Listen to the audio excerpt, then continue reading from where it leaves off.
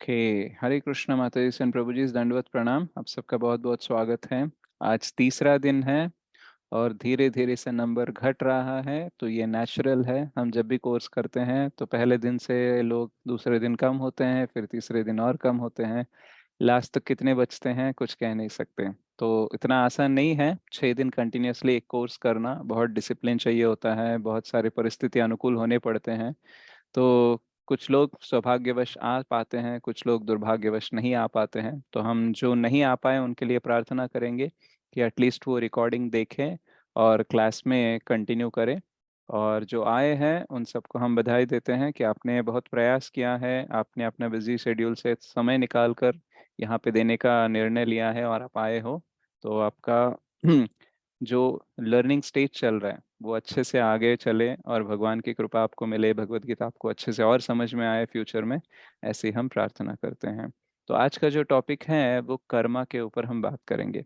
तो पहला टॉपिक हमने बात किया था जीव के बारे में या फिर आत्मा के बारे में, और आज कर्म के बारे में बात करेंगे। तो कल कुछ माता जी और प्रभु जी इसने सवाल पूछे थे कर्म के बारे में, तो मैंने कहा था कि आज उसके आंसर मिलेंगे।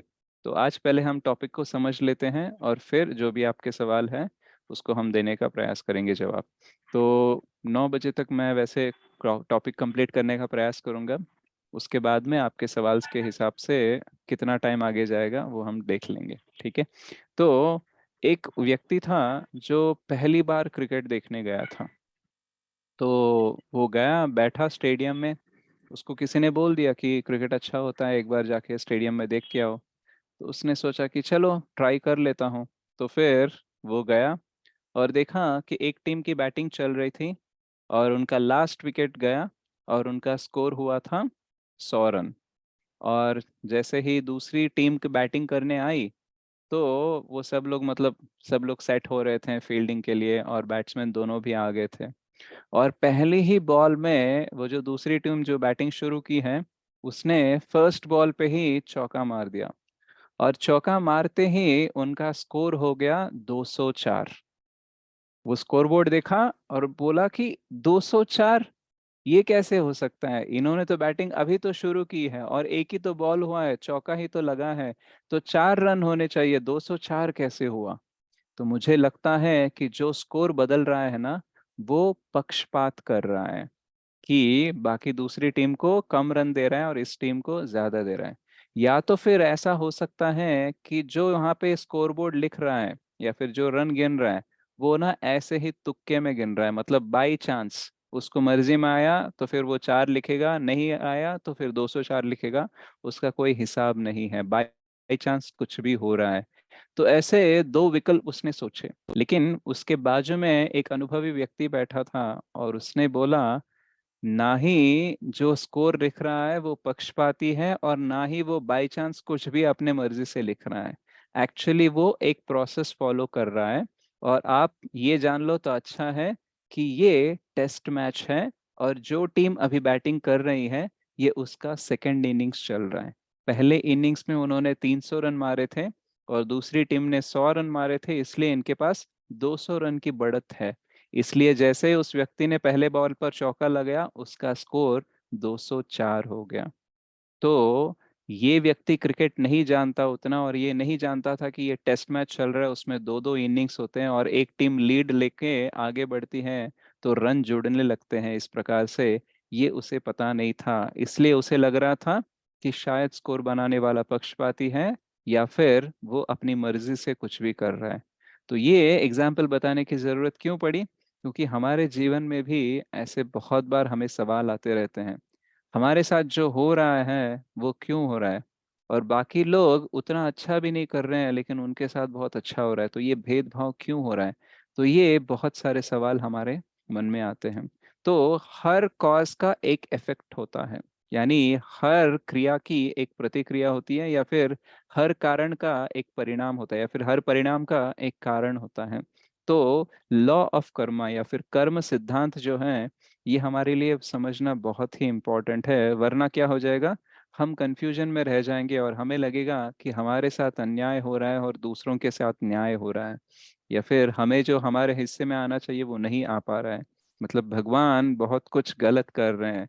बिना देखे बिना सोचे कुछ भी निर्णय ले रहे हैं, किसी को भी कुछ भी दे रहे हैं, या फिर पता नहीं ये प्रकृति में क्या चल रहा है। तो ऐसे बहुत ही विचार आते हैं जो हमें विचलित कर देते हैं और हमें सवालों के जवाब मिलते ही नहीं है। तो कर्म सिद्धांत सीखना हमारे लिए बहुत इम्पोर्टेंट है। क्यों? क्योंकि हमारे जो अतीत है, हमारा जो पास्ट है, उसमें बहुत सारी चीजें हो चुकी हैं, और शायद उसी की वजह से हमारा जो प्रेजेंट है ऐसा चल रहा है। हम जो भी दुख या सुख भोग रहे हैं, राइट, उसका कारण है हमने पास्ट में कुछ कर्म किए हैं। तो जब हम कर्म सिद्धांत को जान लेते हैं, तो हम अपने अतीत के साथ थोड़ी शांति बनाए रख सकते हैं। क्योंकि अगर हमारे साथ कुछ बुरा हो रहा है और अगर हमें पता ही नहीं कि हमारे साथ क्यों बुरा हो रहा है, तो ये बहुत ही सहना मुश्किल हो जाता है। लेकिन अगर हमने मान लिया, हमने जान लिया कि शायद मैंने कुछ बुरा किया था पास्ट में, इसीलिए शायद अभी ऐसा रिजल्ट आ रहा है, अगर ये तसल्ली हो जाती है थोड़ी, तो हम दुख को भी आराम से सह सकते हैं। और उसी प्रकार कर्म सिद्धांत को हम अच्छे से जान लेंगे, तो हम अभी वर्तमान में अच्छे कार्य करने का प्रयास करेंगे ताकि हमारा भविष्य अच्छा हो जाए। तो जब हम कर्म सिद्धांत की बात करते हैं तो बहुत लोगों को विश्वास नहीं होता है, बोलते हैं I don't believe in law of Karma, right. तो भले हम विश्वास करें या ना करें, भले हम जाने या ना जाने, सिस्टम तो वैसे ही रहेगा। जैसे कोई व्यक्ति अगर रोड पे जा रहा है और वो बोलेगा यार मैं तो ना ट्रैफिक सिग्नल को मानता ही नहीं, मैं रेड हो या ग्रीन हो कुछ भी हो, मैं अपने रास्ते चलता ही रहता हूँ, मैं किसी के लिए रुकता नहीं हूँ।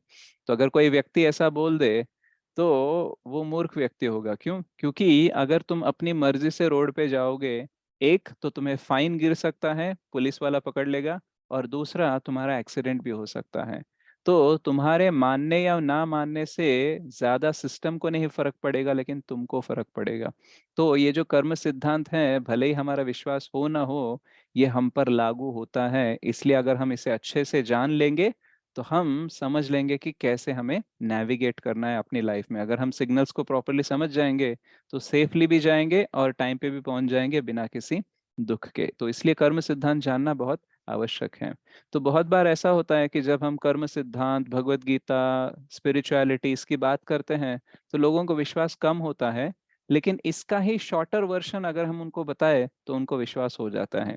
जैसे कि अगर कोई व्यक्ति डॉक्टर के पास जा रहा है और वो बोल रहा है कि डॉक्टर मेरा पेट ना खराब हो गया, तो डॉक्टर तुरंत क्या पूछते हैं? क्या क्या पूछ खाया? क्या खाया था? क्या क्या खाया? खाया था? यानी सबको पता है कि आज पेट खराब है, मतलब कल कुछ खाया होगा या फिर थोड़ी देर पहले कुछ खाया होगा। यानी कोई ना कोई तो कारण है जिसका ये परिणाम है। तो for every effect there is a cause. तो कुछ बीमारियां होती हैं जैसे कि स्टमक अपसेट होना, ये इमिडिएटली पता चलता है। लेकिन कुछ बीमारियां होती हैं जो बहुत देर के बाद पता चलता है, और उसका कारण भी बहुत लंबे टाइम तक होता है। जैसे कैंसर या टीबी, ब्लड प्रेशर, डायबिटीज, ये जो है, ये धीरे धीरे से हमारी बॉडी में पलते रहते हैं, और एकदम से कभी बाहर आ जाते हैं। तब डायग्नोसिस करते हैं, तब पता चलता है कि अरे मुझे ब्लड प्रेशर हो गया, अरे मुझे डायबिटीज हो गया, मुझे कैंसर हो गया। तो कितने दिनों से वो प्रोसेस चल रहा था हमें नहीं पता, लेकिन कुछ सिम्टम्स हमको दिखे, और हमने जब जांच करवाया तब पता चला कि कैंसर है। तो ये कैंसर कब से पल रहा है हमारे बॉडी में, तो ये बताना बहुत मुश्किल है। लेकिन एक जान सकते हैं कि आज अगर हमारी बॉडी में कैंसर है, तो इसका कोई ना कोई कारण है। वैसे ही जैसे स्टमक अपसेट आज मेरा है, तो मेरे खाने का कारण है, मैंने शायद अलग खा लिया होगा या फिर कुछ ज्यादा खा लिया होगा, ज्यादा मसालेदार खा लिया होगा। तो कुछ ना कुछ तो कारण है, उसी वजह से ये परिणाम मुझे भुगतना पड़ रहा है। तो without any cause there can not be effect. वैसे ही हमारे जीवन में जो कुछ भी होता है, उसका कोई ना कोई कारण होता है। अब अगर पेट खराब है, तो ये हम सब लोग जानते हैं कि खाना कुछ तो गड़बड़ हो गया होगा, इसलिए पेट खराब है। तो ये बहुत सारे लोग मानते हैं, और ये सही भी है, और ये जानना बड़ी बात नहीं है। क्योंकि हम रोज खा रहे हैं और हम देख रहे हैं कि देखो, आज मेरा पेट ठीक है, कल खराब है, इसका मतलब खाने का कुछ बदलाव आया होगा, या फिर पानी का या फिर हवा का कुछ तो हुआ होगा, राइट। तो मेडिकली हम मान लेते हैं कि देखो इफेक्ट कुछ आ रहा है तो उसका एक कॉज है। लेकिन अगर यही system of cause and effect को थोड़ा सा बढ़ा के हम बोल दे कि पास्ट में कुछ आपने कर्म किए हैं, उसका ही आपको ये फल भुगतना पड़ रहा है, तो उन्हें लगता है कि नहीं नहीं, ऐसे कैसे हो सकता है। क्यों? क्योंकि तुम्हारा कॉज एंड इफेक्ट जो मेडिकल साइंस में आता है, उसको तो तुमने मान लिया, लेकिन उसको थोड़ा एक्सटेंड करके मैंने बताया, तो आप उसे नहीं मान रहे हो। तो ये जो कर्म सिद्धांत होता है, ये केवल एक जीवन में जो हम कर्म किए हैं उसी जीवन में आएगा ऐसा नहीं है। कभी कभी अगले जीवन में भी आ सकता है, और पता नहीं कितने जन्मों पहले हमने क्या किया है उसका भी फल अभी मिल सकता है। तो ये अलग अलग कैलकुलेशंस होते हैं। कृष्ण बोलते हैं भगवत गीता में कि गहना कर्मणो गति, यानी ये जो कर्म सिद्धांत है ना, इतना कॉम्प्लेक्स होता है, इतना मुश्किल होता है समझना, कि बहुत ही गुह्य ज्ञान है और समझना उतना आसान नहीं है। लेकिन हम थोड़ा थोड़ा सा जान के आज हम जीवन में आगे बढ़ सकते हैं, अपने जीवन को बेटर कर सकते हैं। तो कुछ चीजें हैं जो हम थोड़ा सा और, जो अभी मैंने बताया उसको और टेक्निकली समझने का हम प्रयास करेंगे। तो ये जो स्लाइड्स हैं मैं शेयर करूंगा, तो उसके साथ साथ हम आगे बढ़ेंगे और थोड़ा सा डिटेल में हम बात करने का प्रयास करेंगे।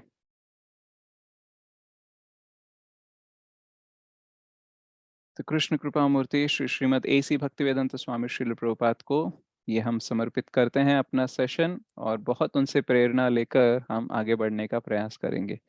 एक बार क्या हुआ, आत्मा के बारे में क्लास देने के बाद एक व्यक्ति आया श्रील प्रभुपाद जी के पास और उसने बोला, प्रभुपाद जी आपने बोला था कि देखो अनेकों अनेक जन्म होते हैं, आत्मा मरती नहीं है, जन्म लेते रहते हैं। तो फिर ये जो आप मुझे बोल रहे हो ना, ये हरे कृष्ण महामंत्र का जप करना चाहिए, भगवत गीता भागवतम का अध्ययन करना चाहिए, भक्तों का संग करना चाहिए, भक्ति में आगे बढ़ना चाहिए, भगवान की सेवा करना चाहिए, तो ये सारी चीजें मैं अगले लाइफ में भी कर सकता हूँ ना। अभी मेरे को थोड़ा एंजॉय करना है, अभी मेरे को बहुत बिजी हूँ, मैं अभी एंजॉय कर लेता हूँ, अगला लाइफ वैसे भी होने वाला है ना, तो उसमें कर लूंगा। राइट? तो टेक्निकली तो सही बात है, क्योंकि लाइफ तो आने ही वाली है, तो इस लाइफ में क्यों, बाद में भी कर सकते हैं। तो प्रभुपाद जी बोले, तुमको शायद पता नहीं, लेकिन पिछले जन्म में भी तुमने यही बोला था। पिछले जन्म में भी तुमको मौका मिला था और तुमने यही बोला था कि अभी मुझे एंजॉय करने दो, अगले जन्म में देख लेंगे। तो ऐसे अगला जन्म करते करते ना, हम अभी यहीं पे अटके हुए हैं।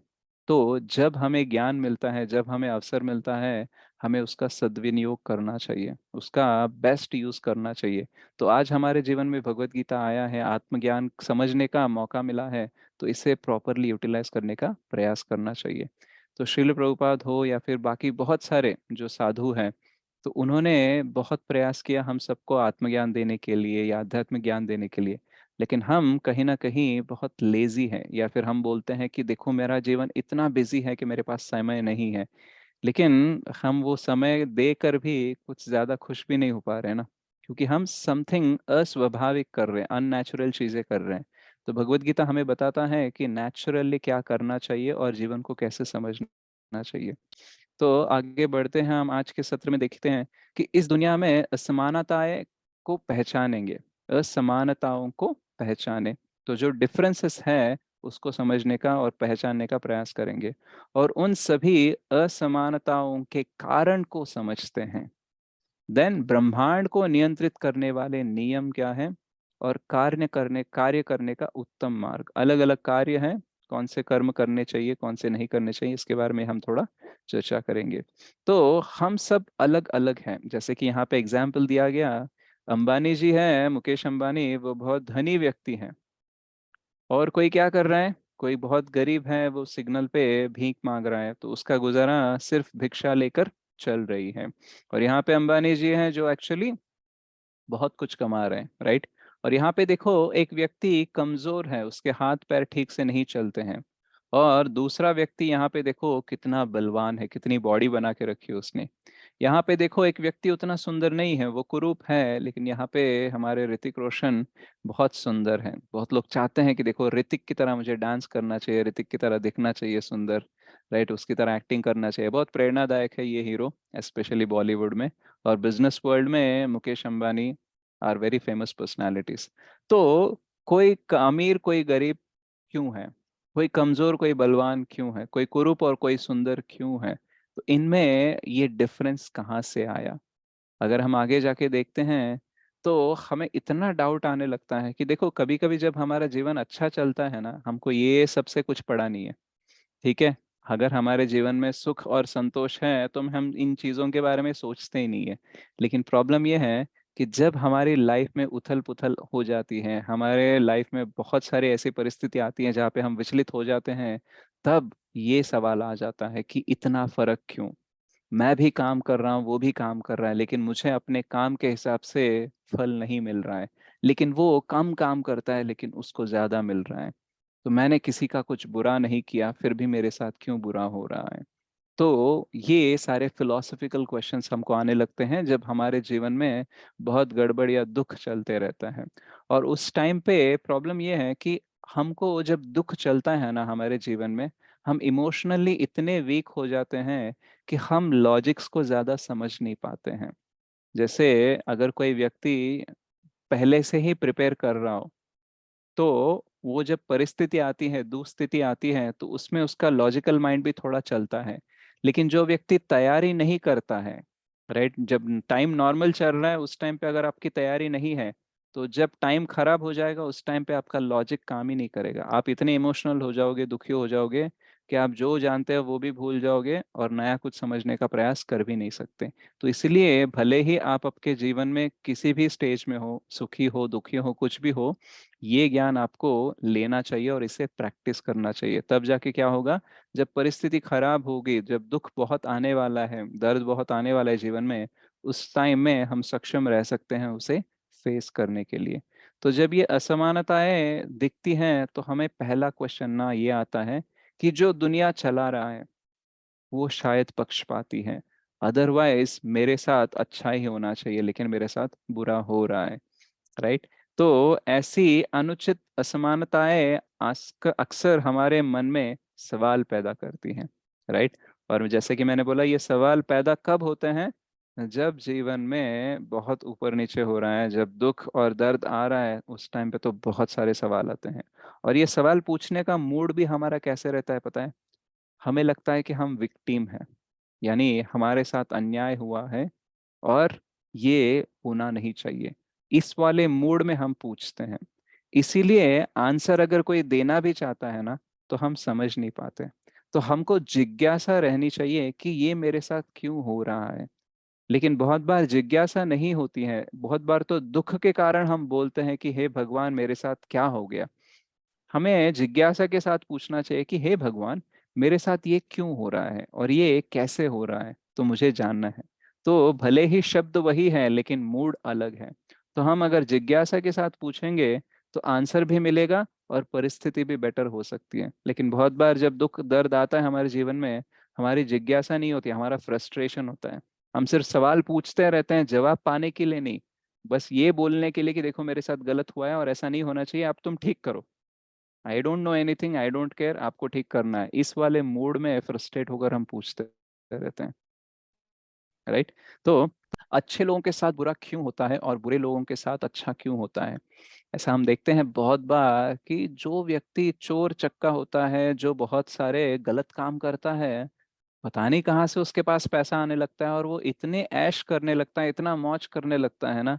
जो नैतिकता के साथ जीता है ना, उसको लगता है कि मैं जीवन भर सच बोल के, सत्यवाक्य होकर, ऑनेस्ट रहकर, इंटीग्रिटी के साथ सिंसियरली काम किया, मुझे अभी भी दुख भोगना पड़ रहा है।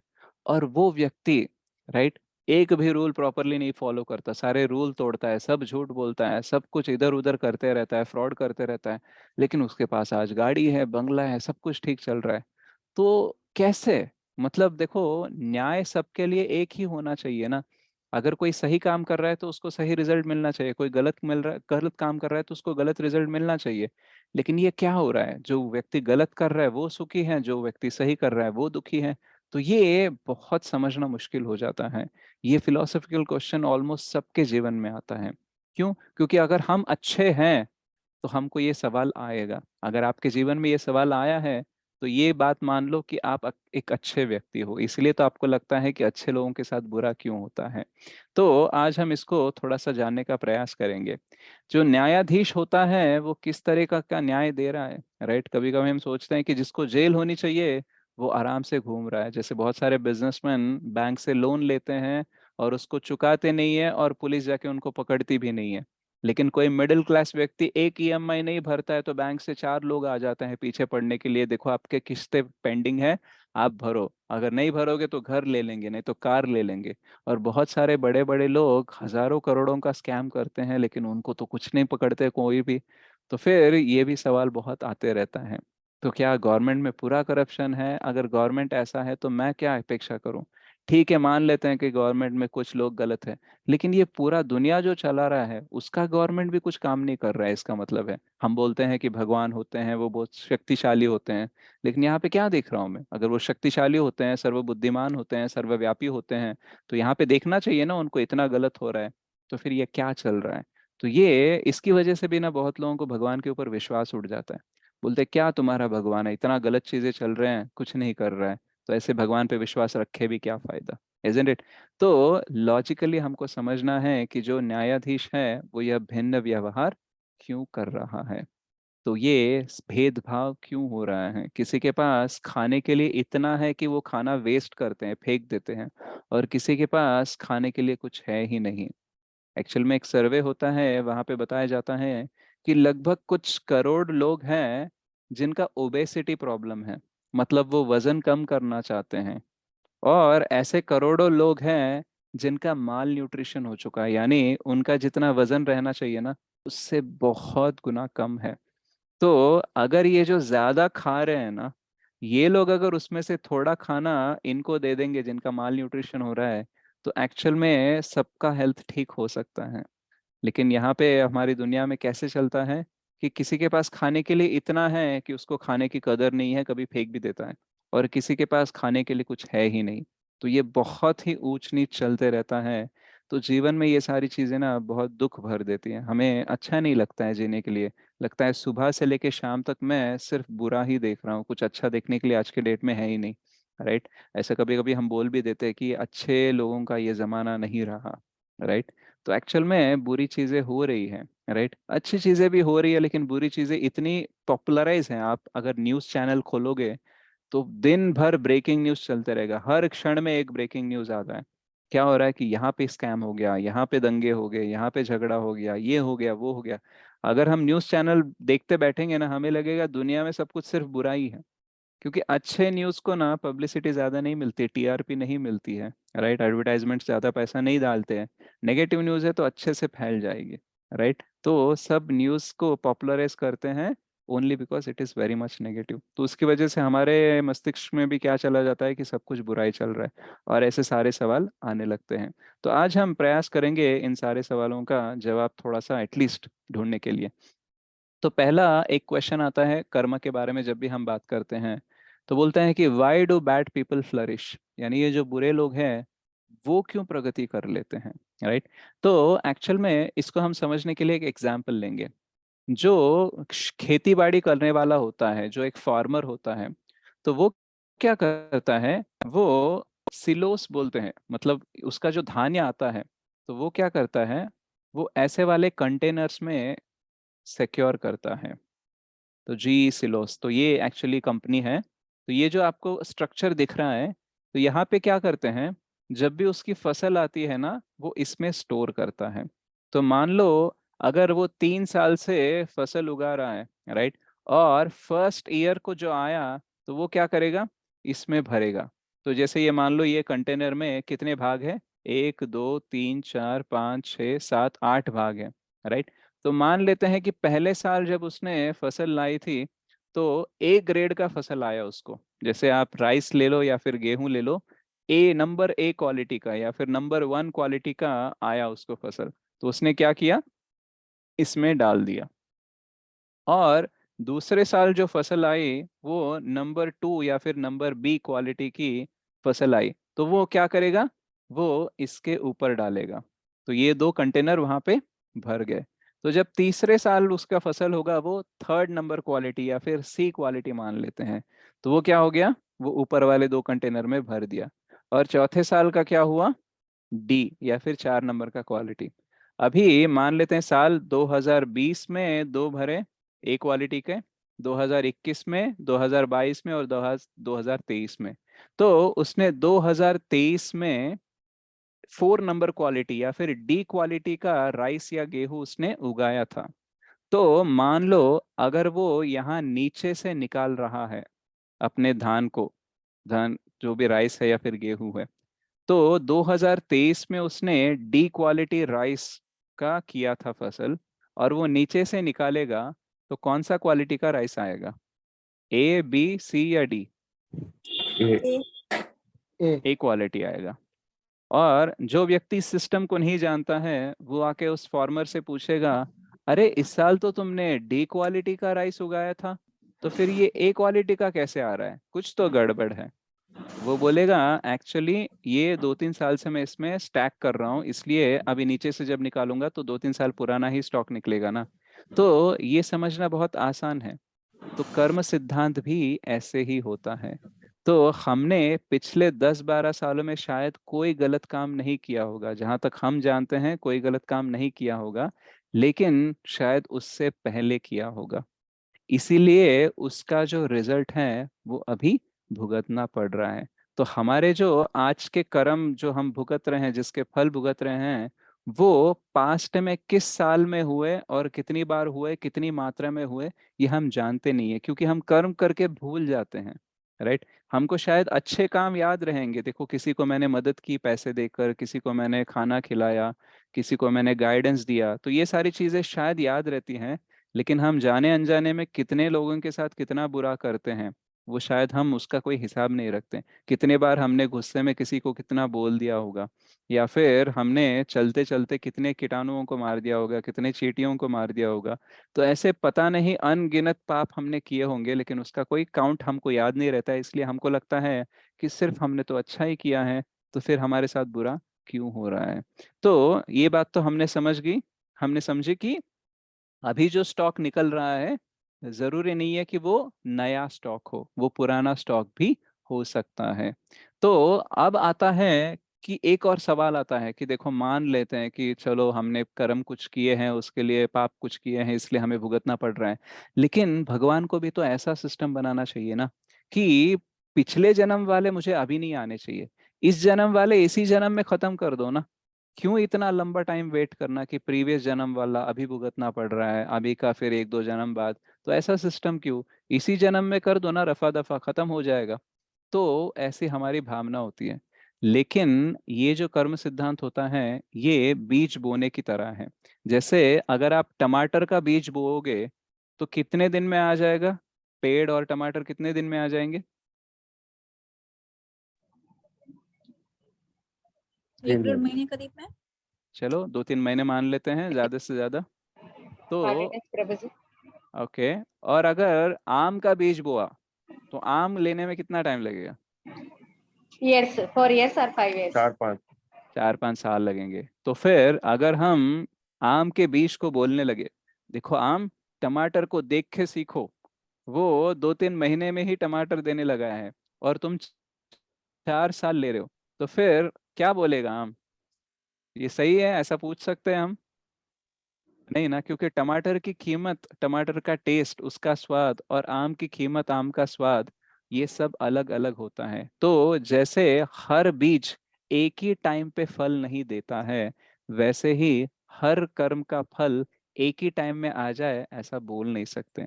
जैसे हम ये मानने को तो रेडी हैं कि देखो टमाटर का बीज बोया तो 2-3 महीने में टमाटर आ जाएगा, आम का बीज बोया है तो 2-3 महीने में हम एक्सपेक्ट भी नहीं करते हैं, क्योंकि हम टेक्निकली जानते हैं, देखो हम जुआलॉजी पढ़ चुके हैं, बॉटनी पढ़ चुके हैं, हम इतने मॉडर्न साइंस में हैं, हमको पता है यार बीज का मतलब आम का बीज बोते हो तो 3-4 साल लग ही जाते हैं, इतने तो इंटेलिजेंट हैं।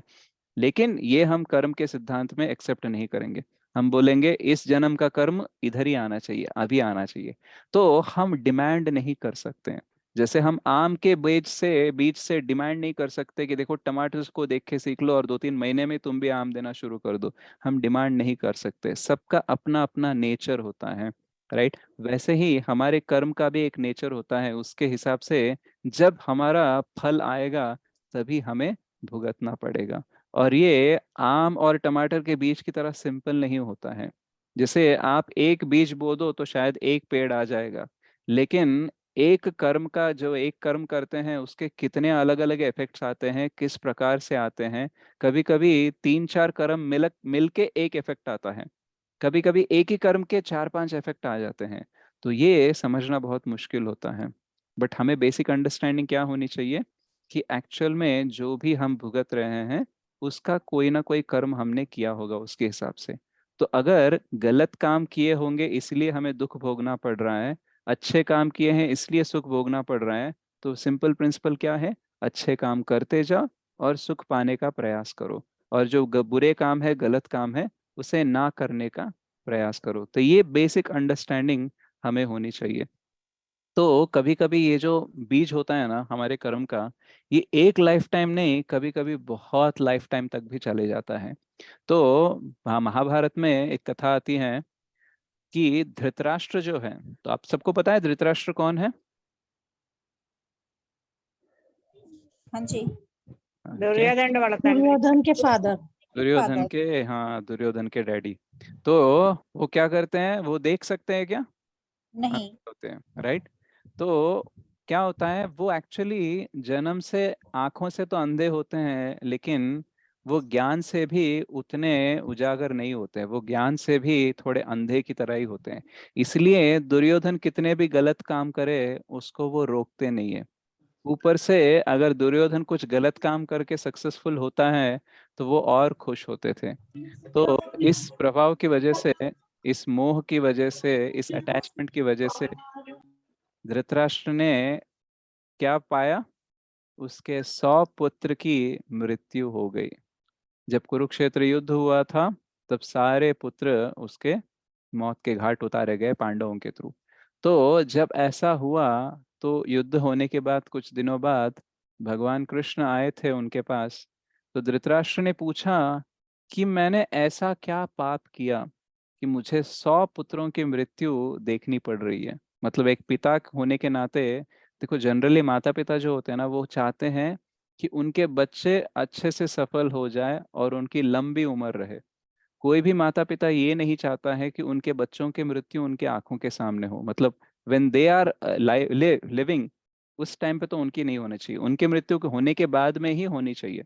तो जहाँ पे धर्म अच्छे से चलता है तो जनरली ऐसे होता है कि पहले माता पिता की मृत्यु होती है, उसके बाद में ही बच्चों की मृत्यु होती है। लेकिन जब अधर्म बहुत फैल जाता है ना, तब माता पिता के आंखों के सामने ही उनके बच्चों की भी मृत्यु हो सकती है। तो ये बहुत ही दुखनाक और दर्दनाक सिचुएशन है किसी भी माता पिता के लिए, कि अपने पुत्र या पुत्री को मरते हुए देखना या फिर उनकी मृत्यु के बारे में जानना। तो धृतराष्ट्र भी बहुत दुखी था कि एक नहीं, दो नहीं, 100 पुत्र मर गए थे मेरे। तो फिर ऐसा मैंने क्या किया? तो फिर कृष्ण बोलते हैं, 50 लाइफ टाइम्स पहले, मतलब 50 जन्म पहले तुम एक शिकारी थे, और एक दिन तुम एक पंछी का शिकार करने गए थे, लेकिन तुम उसका शिकार नहीं कर पाए क्योंकि तुमने बाण चलाया लेकिन वो उड़ गया, बच गया, और तुम वो शिकार नहीं कर पाए। तो तुम शिकार नहीं कर पाए क्योंकि तुमको बहुत अपेक्षा थी कि तुम्हारा आज शिकार हो जाएगा, काम बन जाएगा। तो जब ये काम नहीं बना, तुम जब शिकार नहीं कर पाए, तब तुम बहुत क्रोधित हो गए, बहुत फ्रस्ट्रेटेड हो गए। और तुमने देखा कि पास में ही उसी पक्षी के कुछ अंडे रखे हुए हैं वहां पे, और तुमने सोचा पंछी को तो नहीं मार पाया, लेकिन मैं अपने क्रोध को शांत कैसे करूंगा, उसके अंडों को मार के। तो तुमने सारे अंडों को मार दिया, और वो नंबर में 100 थे। तो तुमने 100 अंडे वहां पे मार दिए, तो यानी उस पंछी को दूर से उसके पुत्रों के या फिर उसके बच्चों की हत्या देखनी पड़ी। तो वो दुख जो तुमने उस पंछी को दिया, वो दुख सहने के लिए तुम्हें आज ये 100 पुत्रों की मृत्यु देखनी पड़ रही है। तो फिर थोड़े शांत हुए धृतराष्ट्र, और उन्होंने पूछा, कृष्णा, एक्चुअली ये बात तो मैं समझ गया कि देखो मैंने जो 100 अंडे उसके मारे इसलिए मेरे 100 पुत्रों की मृत्यु हो गई, लेकिन ये फल भुगतने में मुझे 50 जन्म क्यों लगे? तब के तब क्यों नहीं हुआ, या फिर एक दो जन्म में हो जाता, इतने जन्म क्यों लगे? तब कृष्ण बोलते हैं, एक व्यक्ति को एक पुत्र होने के लिए ही बहुत सारा पुण्य होने की जरूरत होती है। तो 100 पुत्र अगर तुम्हें चाहिए तो बहुत सारा पुण्य इकट्ठा करना था, और ये 50 लाइफ टाइम्स में तुमने पुण्य इकट्ठा किया ताकि तुमको 100 पुत्र हो जाए। तो जो 50 जन्म पहले तुमने जो पंछी को दुख दिया, वो दुख भोगने के लिए तुम्हें बहुत पुण्य पहले इकट्ठा करना पड़ा। उसके बाद में 100 पुत्रों को जन्म देना पड़ा, उसके बाद में उनकी मृत्यु सहनी पड़ी। तो इतना गुह्य होता है कर्म सिद्धांत। मतलब 50 जन्म पहले उसने कुछ किया, उसको भुगतने के लिए एक तो पुण्य भी इकट्ठा करना पड़ रहा है और ऊपर से भुगतना भी पड़ रहा है। तो ये बताना बहुत मुश्किल है कि आज हम जो भुगत रहे हैं उसका क्या रीजन है, क्योंकि धृतराष्ट्र को 50 लाइफ टाइम्स पहले जो हुआ था उसका अभी भुगतना पड़ रहा है। तो हमारे जीवन में हम जो भुगत रहे हैं सुख या दुख, उसका कारण क्या है ये ट्रेस करना बहुत मुश्किल है। लेकिन हम क्या सीख सकते हैं कि देखो जो भी हो जाए, मैं नैतिकता से अपना जीवन गुजारूंगा और अच्छे कर्म करने का प्रयास करूंगा। ऐसी भावना हमें रखनी चाहिए और ऐसा प्रयास करना चाहिए। क्योंकि हमारे शास्त्र कहते हैं कि कृष्ण कभी भी यानी भगवान कभी भी किसी को अन्याय नहीं करते हैं, उसके कर्म के हिसाब से ही उसको फल देते हैं। तो यहाँ पे एक स्लाइड है जो मैं आपको दिखाना चाहता हूँ। तो कृष्ण जो है वो पक्षपाती नहीं है, भगवान एक शुभ चिंतक है। 5.29 में, 5वें चैप्टर के 29 श्लोक में एक आता है श्लोक, वहां पे बोलते हैं, भोक्तारम यज्ञ तपसाम सर्वलोक महेश्वरम सुहृदम सर्वभूतानाम ज्ञात्वा माम शांतिम रक्षति। तो भगवान भोक्तारम यज्ञ तपसाम, सो सारे चीजों के, सारे यज्ञों के भोक्ता वो है। और सर्वलोक महेश्वरम, वो सारे लोकों के कंट्रोलर है, वही मास्टर है। और सुहृदम सर्वभूतानाम, वो सारे जीवों के प्रति एक शुभ चिंतक की तरह रहते हैं। He is a greatest well wisher, greatest friend of all living beings. तो अगर कोई फ्रेंड है, कोई शुभ चिंतक है, तो वो कैसे अन्याय कर सकता है? वो केवल हमारे कर्मों के फल हमें देते रहते हैं। तो यहाँ पे एक और बात समझनी है कि ये कृष्ण के नजर के बाहर नहीं होता है, मतलब उनके जुरिडिक्शन के बाहर नहीं होता है। जो कुछ भी एक्टिविटी हो रही है, किसी का भी कोई कर्म है, किसी का भी कोई फल मिल रहा है, तो वो एकदम एग्जैक्ट होता है। तो हमें बोलते हैं कि परमात्मा रूप में प्रत्येक के हृदय में वो रहते हैं। सर्वस्व चाहम हृदय सन्निविष्टो मत्तः स्मृतिर ज्ञानम अपोहनम च वेदैश्च सर्वैर अहम एव वेद्यो वेदांत कृत वेदाविद चाहम। और एक श्लोक होता है जहाँ पे बोलते हैं, ईश्वर सर्वभूतानां हृददेशे अर्जुन तिष्ठति भ्रामयान सर्वभूतानि यंत्र रूढ़ानि मायया। तो भगवान अपने अंदर एज ए परमात्मा के रूप में बैठकर सब कुछ रिकॉर्ड करते रहते हैं। देखो इसने इस जन्म में ये कर्म किया है, इसका इस जन्म में ये साल में इसको ये भुगतना पड़ेगा। तो सब कुछ वो ट्रैक करते हैं, सब कुछ वो देखकर सैंक्शन करते हैं। इसलिए उनको साक्षी बोलते हैं। और उनको उपदृष्टा और अनुमंता भी बोलते हैं। मतलब ही इज द ओवरसियर, वो सब कुछ देख रहे हैं और वही सैंक्शन करते हैं। इसीलिए हमें कोई घबराने की जरूरत नहीं है और हमें कभी नहीं लगना चाहिए कि हमारे साथ अन्याय हो रहा है। नहीं, केवल हमारा जो कर्म है उसका ही रिजल्ट हमें मिलता है, कोई भी ऊपर नीचे नहीं होता है। लेकिन अगर हम भक्ति करना शुरू करें तो रिजल्ट्स बहुत अलग होते हैं।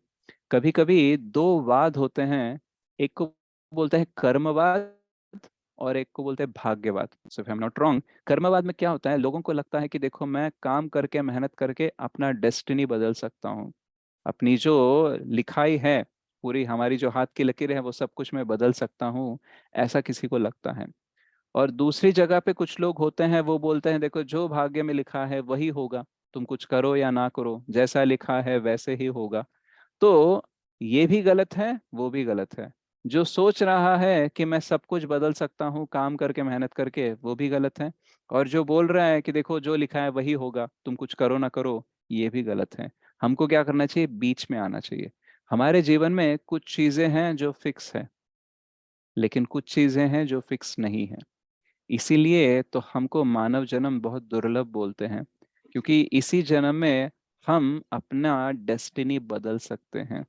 इतना ही नहीं, हम इतना बदल सकते हैं कि इस शरीर को त्यागने के बाद कोई और शरीर ना लेना पड़े, इतनी भी हम प्रगति कर सकते हैं। तो मानव जन्म जो मिलता है बहुत दुर्लभ क्यों बोलते हैं, क्योंकि जन्म मृत्यु जरा व्याधि का चक्र वो तोड़ सकता है और हमारे जो दुख लिखे हुए हैं उसको भी कम करने का प्रयास हम कर सकते हैं।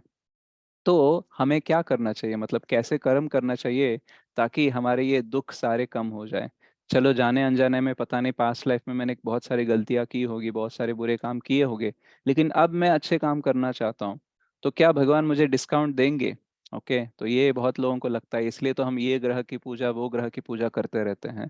बोलते हैं आपका शनि अच्छा नहीं चल रहा है, आपका गुरु भारी है, ये है वो है, आप इसकी पूजा करो उसकी पूजा करो। तो हम क्या करते हैं, हमने जो कर्म किए उसको भुगतने से हम कैसे बचे, यही प्रयास करते रहते हैं।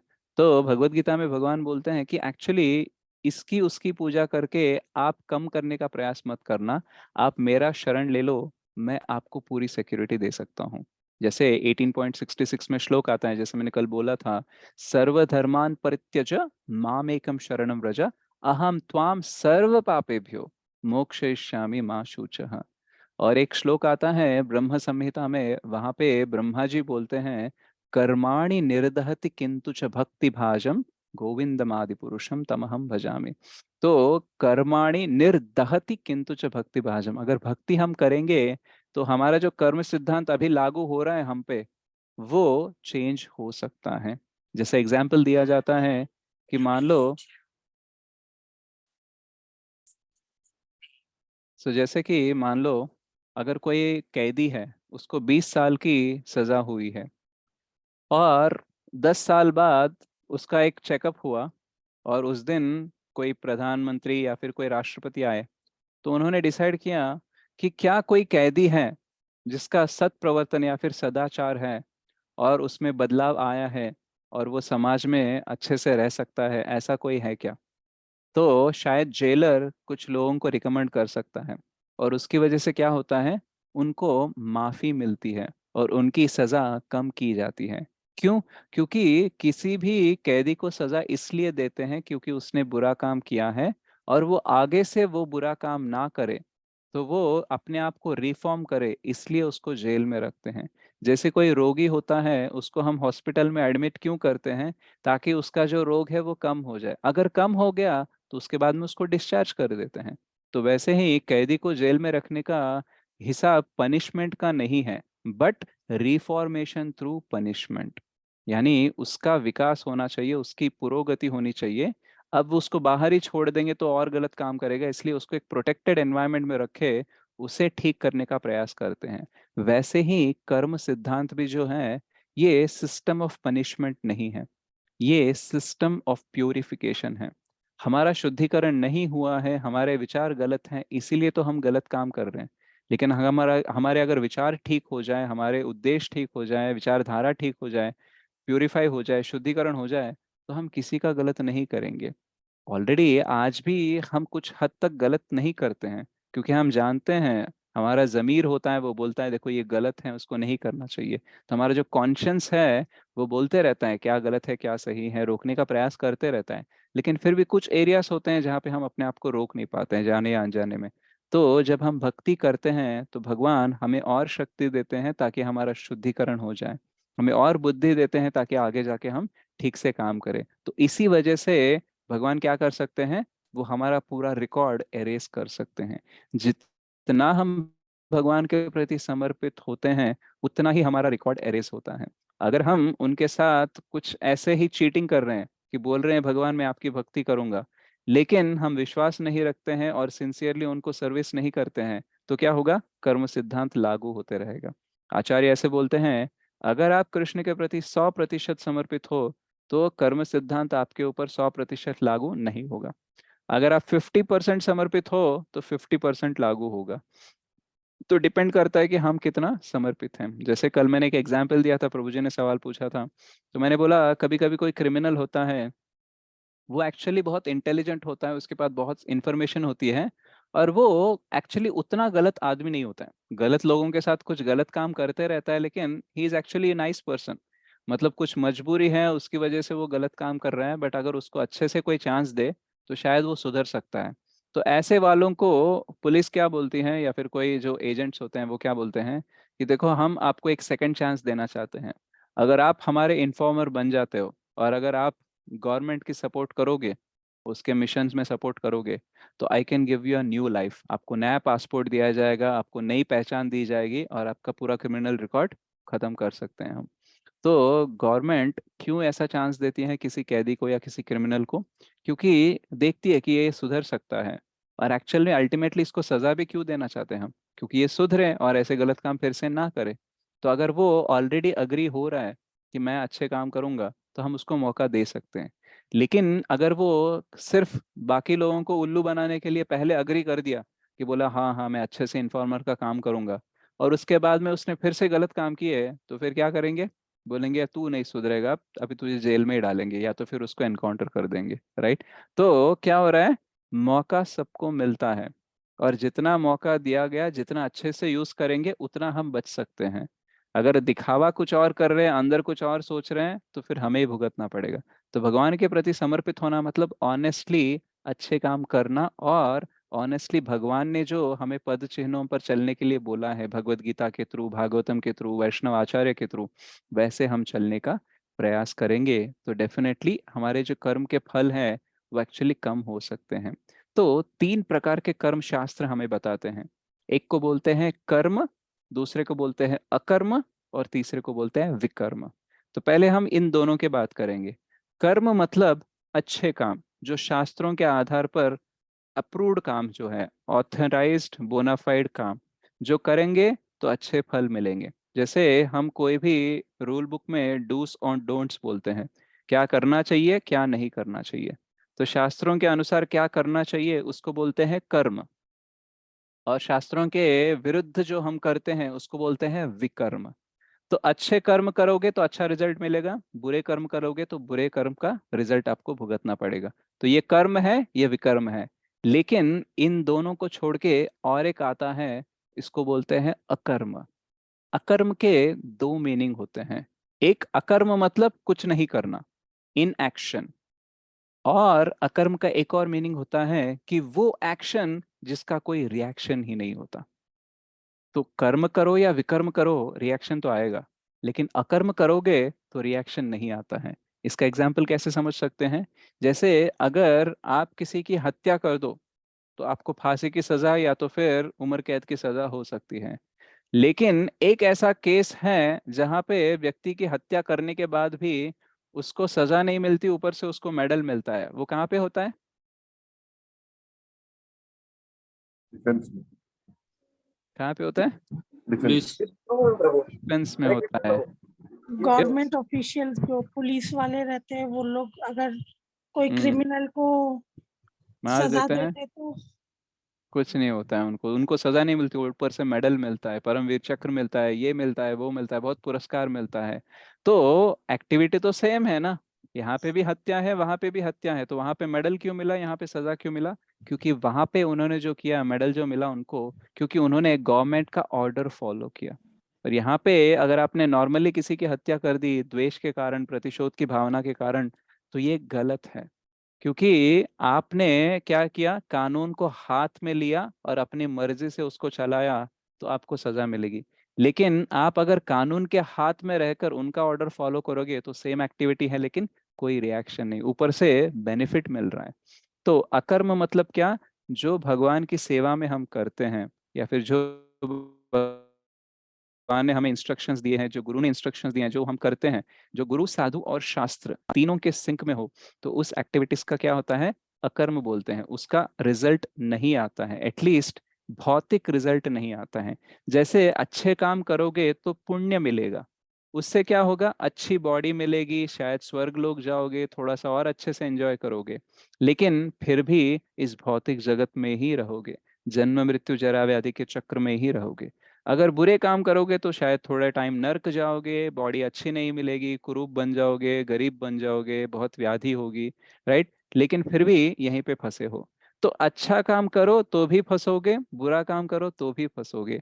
इसलिए शास्त्र में बोलते हैं, हो सके तो अच्छा काम करो, लेकिन अगर और भी हो सकता है तो अकर्म करना शुरू करो, यानी भगवान के लिए काम करना शुरू करो। उससे क्या होता है? ना ही तुम्हें पुण्य मिलेगा, ना ही तुम्हें पाप मिलेगा, बट एक्चुअली तुम्हें मुक्ति मिल सकती है इस पूरे चक्र से। जैसे जेल में आप हो, अगर जेल में अच्छा बर्ताव करोगे तो शायद जेल में आपको थोड़ी अच्छी फैसिलिटी मिलेगी। बुरा बर्ताव करोगे तो आपको काल कोठरी में डालेंगे, मारेंगे, ऐसा करेंगे। लेकिन दोनों भी एक्टिविटी जेल में ही हो रही है। लेकिन ये जो है गवर्नमेंट के लिए काम करना या फिर एक्चुअली भगवान के लिए काम करना, ये क्या है, जेल से ही मुक्त कर सकता है। तो हम सब एक्चुअली भौतिक जेल में फंसे हुए हैं और हमें यहाँ से निकलना है। तो हमें क्या करना चाहिए, भगवान ने जो इंस्ट्रक्शंस दिए हैं शास्त्रों के आधार पर, वैष्णव आचार्यों के आधार पर, वो फॉलो करने का प्रयास करना चाहिए। तब जाके हम इस पाप और पुण्य, ये पूरे कर्म के चक्र से हम छूट सकते हैं। ये कैसी प्रकृति है और इसका कैसा इन्फ्लुएंस हो रहा है, ये हम प्रकृति के सेशन में जानेंगे। बट अभी के लिए हम क्या जान सकते हैं कि देखो, अच्छे कर्म करेंगे तो शायद पुण्य मिलेगा, बुरे कर्म करेंगे तो पाप मिलेगा, लेकिन हमें क्या करना है, अकर्म करना है। राइट। तो भगवान पूरा पर्यवेक्षण करते रहते हैं कि कौन मेरे लिए काम कर रहा है, कौन अच्छे काम कर रहा है, कौन बुरे काम कर रहे हैं। तो हमें क्या करना चाहिए, ज्यादा से ज्यादा भगवान के नजदीक जाने का प्रयास करना चाहिए और भगवान ने जो हमें बताया है वो हमें करने का प्रयास करने चाहिए। जैसे अर्जुन को भी डर लग रहा था कि मैं एक्चुअली इन सबको मार दूंगा तो पाप लगेगा ना, और मैं इन सबको छोड़ दूंगा तो शायद मुझे वो पाप नहीं लगेगा। बट कृष्ण क्या बोल रहे हैं, देखो ये पाप पुण्य के चक्कर में मत पड़ो तुम, मैं जो बोल रहा हूँ वो करो। उससे क्या होगा, उससे उनको भी स्वर्ग की प्राप्ति हो सकती है, उन्हें अच्छा जन्म भी प्राप्त हो सकता है, ऊपर से तुमको कुछ भी पाप नहीं लगेगा। जब फर्स्ट चैप्टर में आर्गुमेंट में अर्जुन बोलते हैं कि देखो अगर मैं इन्हें मार दूंगा तो फिर मैं राज्य लेकर क्या करूंगा, मैं अपने रिलेटिव्स को मार के राज्य को मैं एंजॉय नहीं कर सकता। ऊपर से ये सारे जो पुरुष हैं इनको मार दूंगा तो इनकी पत्नी इनके बच्चे कैसे रहेंगे, तो ये अच्छा नहीं है। और ऊपर से मुझे पाप लगेगा, तो ये मुझे करना नहीं है। तो इसलिए कृष्ण आंसर दे रहे, देखो तुम्हें पाप नहीं लगेगा, भले ही तुम उन्हें मार रहे हो लेकिन मेरे कहने पे मार रहे हो, इसलिए तुम्हें कोई पाप नहीं आएगा, वो विकर्म नहीं होगा। किसी को मारना, किसी की हत्या करना, किसी को हिंसा करना, ये विकर्म है। लेकिन अगर भगवान करने के लिए बोलते हैं तो वो विकर्म में नहीं आता, वो अकर्म में आता है। So the action which has no reaction, only positive, और इतना पॉजिटिव कि यहाँ से मुक्त भी हो सकते हैं। तो ये हम थर्ड और फिफ्थ चैप्टर में भगवत गीता में और अच्छे से समझ सकते हैं। तो जो भी हम कॉन्सेप्ट बता रहे हैं, आप भगवत गीता पढ़ने का प्रयास करेंगे तो आप ज्यादा रिलेट कर पाओगे इसको। तो केवल आपकी जिज्ञासा के लिए हम ये बताना चाहते हैं, वैसे पिछले सेशन में भी हमने बताया था 84 लाख योनियां होती है। तो जैसे जैसे कर्म करेंगे हम, वैसे वैसे योनि में हम जाते रहेंगे। राइट। तो अगर हम बहुत ही मात्सर्य हम में है, एनवी बहुत ज्यादा है, राइट, तो हमें सांप का या फिर किसी सरीसृप का बॉडी मिलता है। क्योंकि जो सांप होता है ना, उसको बोलते हैं द मोस्ट एनवियस एनिमल और मोस्ट एनवियस लिविंग बीइंग। इतना एनवियस कि अंदर कितना पॉइजन होता है उसके, और अगर उसको कोई हानि करने का प्रयास करे तो वो पॉइजन थूकता है। राइट। तो मात्सर्य जो है वो एक्चुअली जो एनवी बोलते हैं या फिर जलसी देख लो, जलसी और एक्टिव पार्ट होता है एनवी। तो एनवी जो है ये इतना जहरीला होता है ना, तो अगर हम बहुत अंदर एनवी रखेंगे, एनवी का मीनिंग क्या होता है कि किसी दूसरे का अच्छा हो रहा है ना, हमको अच्छा ही नहीं लगेगा। जनरली मानव का स्वभाव क्या होना चाहिए, कोई दूसरा खुश है ना तो हमें भी खुश होना चाहिए, कोई दूसरा दुखी है ना तो हमें उसका दुख समझना चाहिए। लेकिन यहाँ पे मात्सर्य क्या करता है, कोई दुखी है तो हमें खुशी होती है और कोई खुश है तो हम दुखी हो जाते हैं। वो कैसे अच्छे हो सकता है, वो कैसे खुश हो सकता है, मैं उसकी खुशी छीन लूंगी, मैं उसका अंत कर दूंगी। तो ये सब जो है ना, ऐसी भावनाएं रखेंगे ना, तो फिर बोलेंगे ठीक है, तुम्हें सांप का शरीर ठीक है तुम्हारे लिए, क्योंकि तुम्हें पॉइजन अगर अंदर पालना है तो फिर सांप की बॉडी ठीक है। अगर कोई बहुत ही मांस खाने की, मतलब मांसाहार करने की इच्छा रखता है, तो भगवान बोलते हैं ठीक है, मांसाहार तुम ना ये ह्यूमन बॉडी में खा नहीं सकते ज्यादा, तुम्हारे दांत भी ना कंड्यूसिव नहीं है। देखा, कोई भी जो मांस खाने वाला जानवर होता है ना, उसके दो दांत ऐसे बड़े होते हैं। क्यों? क्योंकि मांस को अच्छे से फाड़ सके और अच्छे से खा सके, और उसका डाइजेशन सिस्टम भी बहुत बड़ा होता है उसको डाइजेस्ट करने के लिए। तो ये ह्यूमन बॉडी में ना ज्यादा मांस खाओगे ना तो फिर तुम्हारा वेट बढ़ जाएगा, ये कोलेस्ट्रॉल वो कोलेस्ट्रॉल, तो तुमको दिक्कत होगी। मैं तुमको नेक्स्ट लाइफ में ना शेर बना देता हूँ, खूब खाओ खूब पियो, कोई प्रॉब्लम नहीं होगी। तो अगर किसी को बहुत ही स्विमिंग करनी है, उसको लगता है पानी ही मेरा जीवन है, तो बोलेंगे अरे ह्यूमन हो तो ज्यादा तैर नहीं पाओगे, बाहर निकलना पड़ेगा, क्योंकि डिजॉल्व्ड ऑक्सीजन तुम नहीं ले सकते, नॉर्मल एक ऑक्सीजन लेना पड़ रहा है। तो तुमको बहुत पानी में रहना है ना, तुमको मछली बना देता हूँ, बहुत सी अच्छी मछली बना देता हूँ, समंदर में तैरते ही रहो बस। तो हम जैसा एटीट्यूड शो कर रहे हैं ना, उसके हिसाब से ही हम कर्म करते हैं और उसके हिसाब से हमें अगला बॉडी मिलता है। तो कभी कभी लगता है कि अगर हम किसी जानवर का बॉडी मिल रहा है तो हमें पनिशमेंट मिल रहा है, ऐसा लगता है। बट एक्चुअली भगवान प्रकृति के द्वारा हमारी इच्छा ही पूर्ण कर रहे हैं। बोले तुम्हें इतना मांस खाना है तो मैं और अच्छी बॉडी बॉडी देता हूँ, और बहुत ज्यादा आपको संभोग करना है तो यार ये ह्यूमन बॉडी में कर नहीं सकते हो, तो मैं आपको कोई डॉग या फिर कोई मच्छर या फिर कोई ऐसा पिग बना देता हूँ, उसमें आप और ज्यादा संभोग कर सकते हो। तो हम अगर जो इच्छा व्यक्त कर रहे हैं उसको भी भगवान पूरी करते हैं तो हमको लगता है हमारे साथ गलत हो रहा है। तो कभी कभी किसी व्यक्ति को भी बहुत दुबला होता है, जैसे मैं बहुत दुबला हूँ, तो फिर बहुत लोग मुझे बोलते थे तुम कुछ खाते क्यों नहीं हो, तुम इतना वीक क्यों हो। तो मैंने बहुत ट्राई किया अपना वेट बढ़ाने के लिए, लेकिन मेरा वेट बढ़ता ही नहीं है। लगभग पिछले 20 आई थिंक, मैं जब 17 साल का था, जब मेरा वेट था ना 17 साल का, अराउंड 52 53 था, उस टाइम से लेके अब तक मेरा कभी भी 55 क्रॉस नहीं हुआ। तो मैं कितना भी खाओ, कितना भी एक्सरसाइज करूँ, क्या भी करूँ, कितना भी डाइट लेने का प्रयास करूँ, वेट बढ़ता ही नहीं है। तो फिर जब मैं ये कर्म सिद्धांत का समझ रहा था तो मुझे लगा शायद पिछले जन्म में मैंने ऐसी इच्छा मांगी होगी भगवान से कि भगवान मैं ना बहुत मोटा हूँ और सब लोग मुझे बहुत चिढ़ा रहे हैं, नेक्स्ट टाइम ना मेरे को एक दुबला वाला बॉडी देना, जहाँ पे मुझे लोगों की ना ये चिढ़ने की वो जब मुझे सुनना ना पड़े। शायद मैंने मांगा होगा, पता नहीं है ना क्या हुआ क्या नहीं है। तो या फिर मैंने किसी दुबले व्यक्ति की बहुत निंदा की होगी और वो दुखी हो गया होगा, और वो जो दुख सह रहा है वैसे ही दुबला मुझे बनाया होगा। तो पता नहीं हमने क्या मांगा क्या किया। तो हमें समझना चाहिए कि देखो आज मेरे जीवन में जो कुछ भी है वो मैंने ही मांगा है। कैसे मांगा है? अपने विचार के थ्रू, अपने कर्म के थ्रू मांगा होगा, इसलिए मिल रहा है।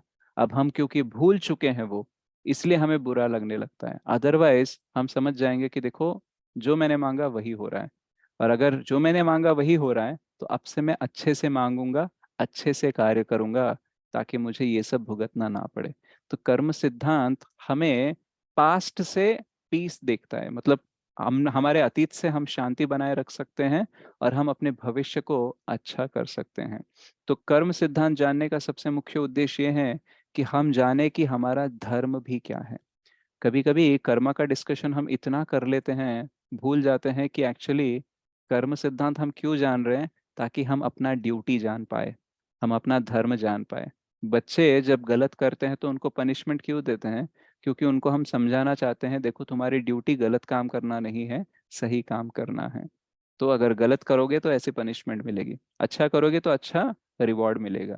तो ये सिद्धांत हमारे समझने का उद्देश्य क्या है कि हम पास्ट के साथ शांति बनाए रखें, फ्यूचर को अच्छा करें और अपनी ड्यूटी को समझें और उसके हिसाब से अपने जीवन को आगे लेके जाएं। तो ये सब हम भगवत गीता में बहुत अच्छे से जान सकते हैं। तो कभी कभी डाउट आता है कि मैं इतना जानने के बाद में भी क्यों ऐसा होता है कि मैं छुटकारा नहीं पा पाता इमिडिएटली, मैं अपनी आदतें क्यों नहीं बदल पाता, या फिर सामने दिख रहा है मेरे को ये गलत है, मुझे नहीं करना चाहिए, फिर भी मैं क्यों करता हूँ। तो ये सारे सवाल भी आ सकते हैं। देखो आप जान तो लिया हमने कि अच्छा करना है, लेकिन अच्छा करने के लिए बुद्धि और शक्ति भी तो चाहिए ना। तो वो कहाँ से आती है? जब हम भगवत भक्ति करते हैं ना, तो हमारी बुद्धि विकसित होती है, हमारी शक्ति बढ़ती है। इसलिए हम गलत को परख सकते हैं और उसको ना भी बोल सकते हैं। अभी क्या हो रहा है, एक तो हमको सही गलत में ज्यादा फर्क नजर नहीं आता, फर्क आ भी नजर भी आ जाता है, उसको ना नहीं बोल पाते। कहीं ना कहीं थोड़ा सा लालच आ जाता है, कहीं ना कहीं थोड़ी इनसिक्योरिटी आ जाती है, लगता है कि चलो अब के लिए तो गलत भी है, कर लेते हैं, बात का बाद में देख लेंगे। तो क्या हो रहा है, ना को ना मतलब जो चीज गलत है उसको ना बोलने की शक्ति नहीं है, और क्या सही है क्या गलत है उसको परखने की बुद्धि नहीं है। जब हम भक्ति करेंगे तो हमारी बुद्धि और शक्ति दोनों बढ़ेगी, और उस वजह से हम सही को पहचान के सही करने का प्रयास करेंगे और हम सुखी हो सकते हैं, और यहाँ से मुक्ति हम पा सकते हैं। तो आने वाले सेशंस में हम देखेंगे कि भगवान कौन है और भगवान की भक्ति हमें क्यों करनी चाहिए, इसके बारे में हम थोड़ा सा और चर्चा करेंगे। और कल हम एक्चुअली ह्यूमन लाइफ के बारे में थोड़ा सा और जानने का प्रयास करेंगे, और परसों हम भगवान के बारे में जानेंगे, और लास्ट सेशन में हम प्रकृति और काल के बारे में सैटरडे को देखेंगे। उसके साथ साथ हम श्रील प्रभुपाद जी के जीवन के बारे में भी थोड़ा और जानने का प्रयास करेंगे। तो आज हमने क्या सीखा? कर्म सिद्धांत के बारे में सीखा, कॉज एंड इफेक्ट के बारे में। तो हमने पहले डॉक्टर का एग्जाम्पल लिया, कैसे पेट खराब होता है तो उसका हम बोल देते हैं कि रात को क्या खाया। उसका ही थोड़ा एक्सटेंडेड सिस्टम अगर देखें तो हमने देखा कि जो बीज हम बोते हैं उसका रिजल्ट अलग अलग आता है। तो वैसे ही जो हमने कर्म किए हैं उसका भी रिजल्ट अलग अलग टाइम पे आता है। तो हमको क्वेश्चन रहता है कि बुरे लोगों के साथ अच्छा होता है, अच्छे लोगों के साथ बुरा क्यों होता है?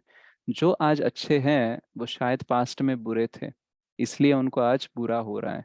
और जो जिसके साथ बुरा करने के बावजूद भी अच्छा हो रहा है, वो टेम्पररीली अच्छा हो रहा है, लेकिन आगे जाके वो भुगतेगा। जैसे मैं एग्जांपल देता हूँ, क्रेडिट कार्ड कोई यूज करके एंजॉय कर सकता है, राइट? उसको लगेगा अरे ये तो कमाता भी नहीं है लेकिन फिर भी इतना कैसे ऐश कर रहा है, क्रेडिट कार्ड पे जी रहा है वो। और लेकिन जैसे ही क्रेडिट कार्ड की लिमिट खत्म हो जाएगी, पैसे भरने की बारी आएगी, उस टाइम पे देखना वो एंजॉय नहीं करेगा, स्ट्रेस में रहेगा। तो वो क्रेडिट कार्ड में पैसा कहाँ से आया, उसको क्रेडिट कार्ड कैसे मिला? क्योंकि उसका पास्ट हिस्ट्री ठीक था, इसलिए उसको बैंक ने क्रेडिट कार्ड दिया। भले वो अभी नहीं कमा रहा है लेकिन उसका पास्ट हिस्ट्री ठीक था, इसलिए उसको क्रेडिट कार्ड मिला। अभी एंजॉय कर रहा है लेकिन आगे जाके भरना पड़ेगा। तो जो आज खुश दिख रहा है हमारे आंखों के सामने, गारंटी नहीं है कि वो हमेशा खुश रहेगा। पता नहीं कब वक्त बदल जाएगा, कब वो करोड़पति से रोड़पति हो जाएगा, और कब आज वो जिंदा घूम रहा है, खुला घूम रहा है, कब पुलिस आके पकड़ लेगी, कोई पता नहीं है। इसलिए भले ही बुरे लोग सुखी दिखते हो, हमें बुरा नहीं करना चाहिए, क्योंकि हम सिर्फ टेम्पररीली जो हमारे आंखों के सामने है वही देख रहे हैं, पूरा पिक्चर हमें दिखता ही नहीं है ना। इसलिए हमारे साथ भी जो बुरा हो रहा है ना, ये टेम्पररी है, आगे जाके शायद अच्छा होगा। पूरी पिक्चर अभी नहीं है ना, पिक्चर अभी बाकी है मेरी दोस्त, राइट? तो वैसे हमको समझना चाहिए। और हमने देखा वो स्टैक का एग्जाम्पल, कि इस साल उसने डी ग्रेड का फसल आया होगा, लेकिन जब वो नीचे से निकालेगा तो ए ग्रेड का ही आएगा। तो ये लॉजिक हमने समझने का प्रयास किया। फिर हमारा क्वेश्चन था कि अगर पिछले जन्म में कुछ किया तो इस जन्म में क्यों भुगतना पड़ रहा है, इस जन्म का इस जन्म में ही कर दो ना। तो फिर हमने धृतराष्ट्र का स्टोरी देखा कि 50 जन्म पहले उसने जो किया उसको भुगतने के लिए उसको 100 पुत्र चाहिए थे, और वो 100 पुत्र इकट्ठा करने के लिए उसको बहुत पुण्य इकट्ठा करना पड़ेगा। तो ये बहुत ही गुह्य ज्ञान होता है। इसलिए कृष्ण बोलते हैं गहना कर्मणो गति, ये उतना आसान नहीं है, बहुत कॉम्प्लेक्स है। लेकिन ये सब हम क्यों समझने का प्रयास कर रहे हैं? ताकि हम पास्ट के साथ पीस रखें, शांति रखें, और भविष्य को अच्छा बनाए, और अपनी ड्यूटी, अपने धर्म को समझ के हम भगवान के प्रति समर्पित होकर उनकी सेवा करें। आप कौन भगवान है, उनकी सेवा कैसे कर सकते हैं, प्रकृति क्या है, काल क्या है, और मनुष्य जन्म जो है इतना दुर्लभ क्यों है, इसके बारे में भी हम आने वाले सेशंस में चर्चा करेंगे। ओके, सो श्रीमद् भगवद गीता की जय, श्रील प्रभुपाद की जय। थैंक जय। You very much. Hare Krishna. Hare अगर आपके कोई प्रश्न हैं तो आप हरे मुझसे कृष्ण पूछ प्रभु जी, सकते हैं। दंडवत प्रणाम। हरे कृष्णा, दंडवत प्रणाम माता जी। तो क्षमा कीजिए, मैंने 10 मिनट आज ज़्यादा लिए, 9 का टारगेट था, लेकिन समहाउ या इस किसी का कोई सवाल है तो आप हैंड राइज कर सकते हैं और आप बता सकते हैं मुझे सवाल। यस, दीपिका यादव, आपका कोई सवाल है? हरे कृष्ण प्रभु जी। हरे कृष्णा माता जी, बोलिए। प्रभु जी, अपना धर्म कैसा जाने? सबका एक ही धर्म होता है, सबके अलग अलग होते हैं, लाइक हम्म, ओके, अपना धर्म कैसे जाने और क्या सबके अलग अलग धर्म होते हैं। ओके माता जी, तो आपको इसी में कुछ और सवाल है, कुछ और बोलना चाहोगी या यही सवाल है? बस यही। ओके। हमें पता है कि जो हमें पता है, लाइक टाइम टू लाइक अपना ख्याल रखना चाहिए, अपना स्वयं धर्म होता है, देन कमाना चाहिए, ड्यूटीज टुवर्ड्स फैमिलीज फुलफिल करना करेक्ट। होता है, ये अगेन। धर्म हमें पता है। while coming to spirituality, while coming to seeking God, वो उसे कैसा हम्म, बताना होता है, इसका गाइडेंस सीधा नहीं पता है। या करेक्ट, तो मैं बताऊंगा। तो दो तरह के धर्म होते हैं, एक को बोलते हैं स्वधर्म और एक को बोलते हैं सनातन धर्म। तो स्वधर्म यानी हमको शरीर मिला है, कभी कोई स्त्री का शरीर मिलता है, पुरुष का शरीर मिलता है, कभी हम शादीशुदा होते हैं एक स्टेज पे, कभी कभी बच्चे होते हैं। तो हमारा शरीर क्या है, बदलते रहता है, और उस शरीर के हिसाब से भी हमें कुछ धर्म का पालन करना होता है। तो उसको हम बोलते हैं स्वधर्म। तो यानी अगर मान लो एक फैमिली मैन है, तो उसका स्वधर्म क्या है? उसे पैसे कमाना चाहिए, अपनी फैमिली की देखभाल करनी चाहिए, अपने माता पिता की देखभाल करनी चाहिए, समाज में अच्छे से होना चाहिए, राइट, और नैतिकता से जीने का प्रयास करना चाहिए। तो ये इसका ये स्वधर्म है। तो दिस इज मटीरियल लाइफ। उसको बॉडी मिले हैं, बॉडी को मेंटेन करने के लिए, बॉडी के रिलेटेड रेस्पॉन्सिबिलिटीज को फुलफिल करने के लिए उसको काम करना है, दैट इज स्वधर्म। लेकिन वो केवल शरीर नहीं है ना, वो आत्मा है। तो आत्मा के स्तर पर भी हमारी ड्यूटी है कि आत्मा को क्या करना चाहिए? योगा करना चाहिए। योग का मतलब क्या है? आत्मा परमात्मा से या फिर भगवान से जुड़ने का प्रयास करता है, तो वो उसकी ड्यूटी होती है। तो भले ही हम किसी भी शरीर में हो, हमारा स्वधर्म अलग हो सकता है। हाउसवाइफ है तो स्वधर्म अलग है, बच्चों को खाना खिलाना, खाना पकाना, घर का देखना, देखभाल करना, बच्चों की देखभाल करना, दैट इज फाइन। और अगर मेल है, पुरुष है, उसको कमाना है, तो उसका स्वधर्म अलग है। लेकिन भले स्त्री हो या पुरुष हो, हाउसवाइफ हो या फिर बिजनेस वुमन हो, या फिर घर में बैठा कोई जॉब कर रहा हो, या फिर बाहर जाके जॉब या बिजनेस कर रहा हो, स्टूडेंट हो, कोई भी हो, वो तो आत्मा ही है ना। तो स्वधर्म अलग अलग हो सकता है, लेकिन सनातन धर्म सबका एक ही है। हमें भगवान के प्रति समर्पित होना है, और भगवान हमें जो जो कार्य करने के लिए बोलते हैं उसे हमें करना चाहिए। अब पता कैसे चलेगा कि भगवान हमें क्या बोल रहे हैं? डायरेक्टली आके तो नहीं बोलेंगे ना। इसलिए हमें शास्त्र दिए गए। हमारे जो 4 वेद होते हैं, और 108 उपनिषद होते हैं, 18 पुराण है, महाभारत, रामायण, ऐसे बहुत सारे ग्रंथ हैं जिसके द्वारा मानव जाति को क्या करना चाहिए ये सब दिया जाता है। युग के हिसाब से हमें क्या क्या करना चाहिए वो दिया जाता है। इसलिए हम अभी कलयुग में हैं, तो बोलते हैं कलौ तद हरि कीर्तनात्। तो कलयुग में सबसे बड़ा धर्म क्या है? हरिनाम संकीर्तन। आप देखना, इस्कॉन वाले कभी कभी रोड पे जाके ऐसे कीर्तन भजन करते रहते हैं, रथ यात्रा करते रहते हैं, तो उसको बोलते हैं संकीर्तन।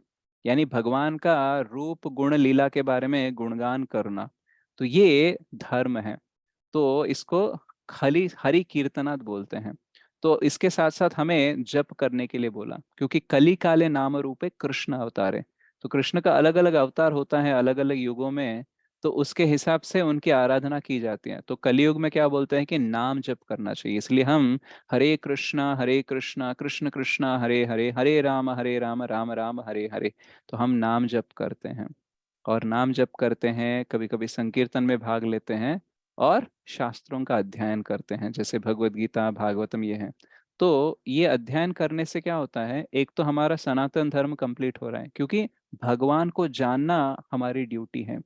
वेदैश्च सर्वैर अहम एव वेद्यो वेदांतकृत वेदावित एव चाहम। वेद मतलब नॉलेज। तो पूरा नॉलेज हमें क्यों चाहिए? क्योंकि हम भगवान को समझ सकें।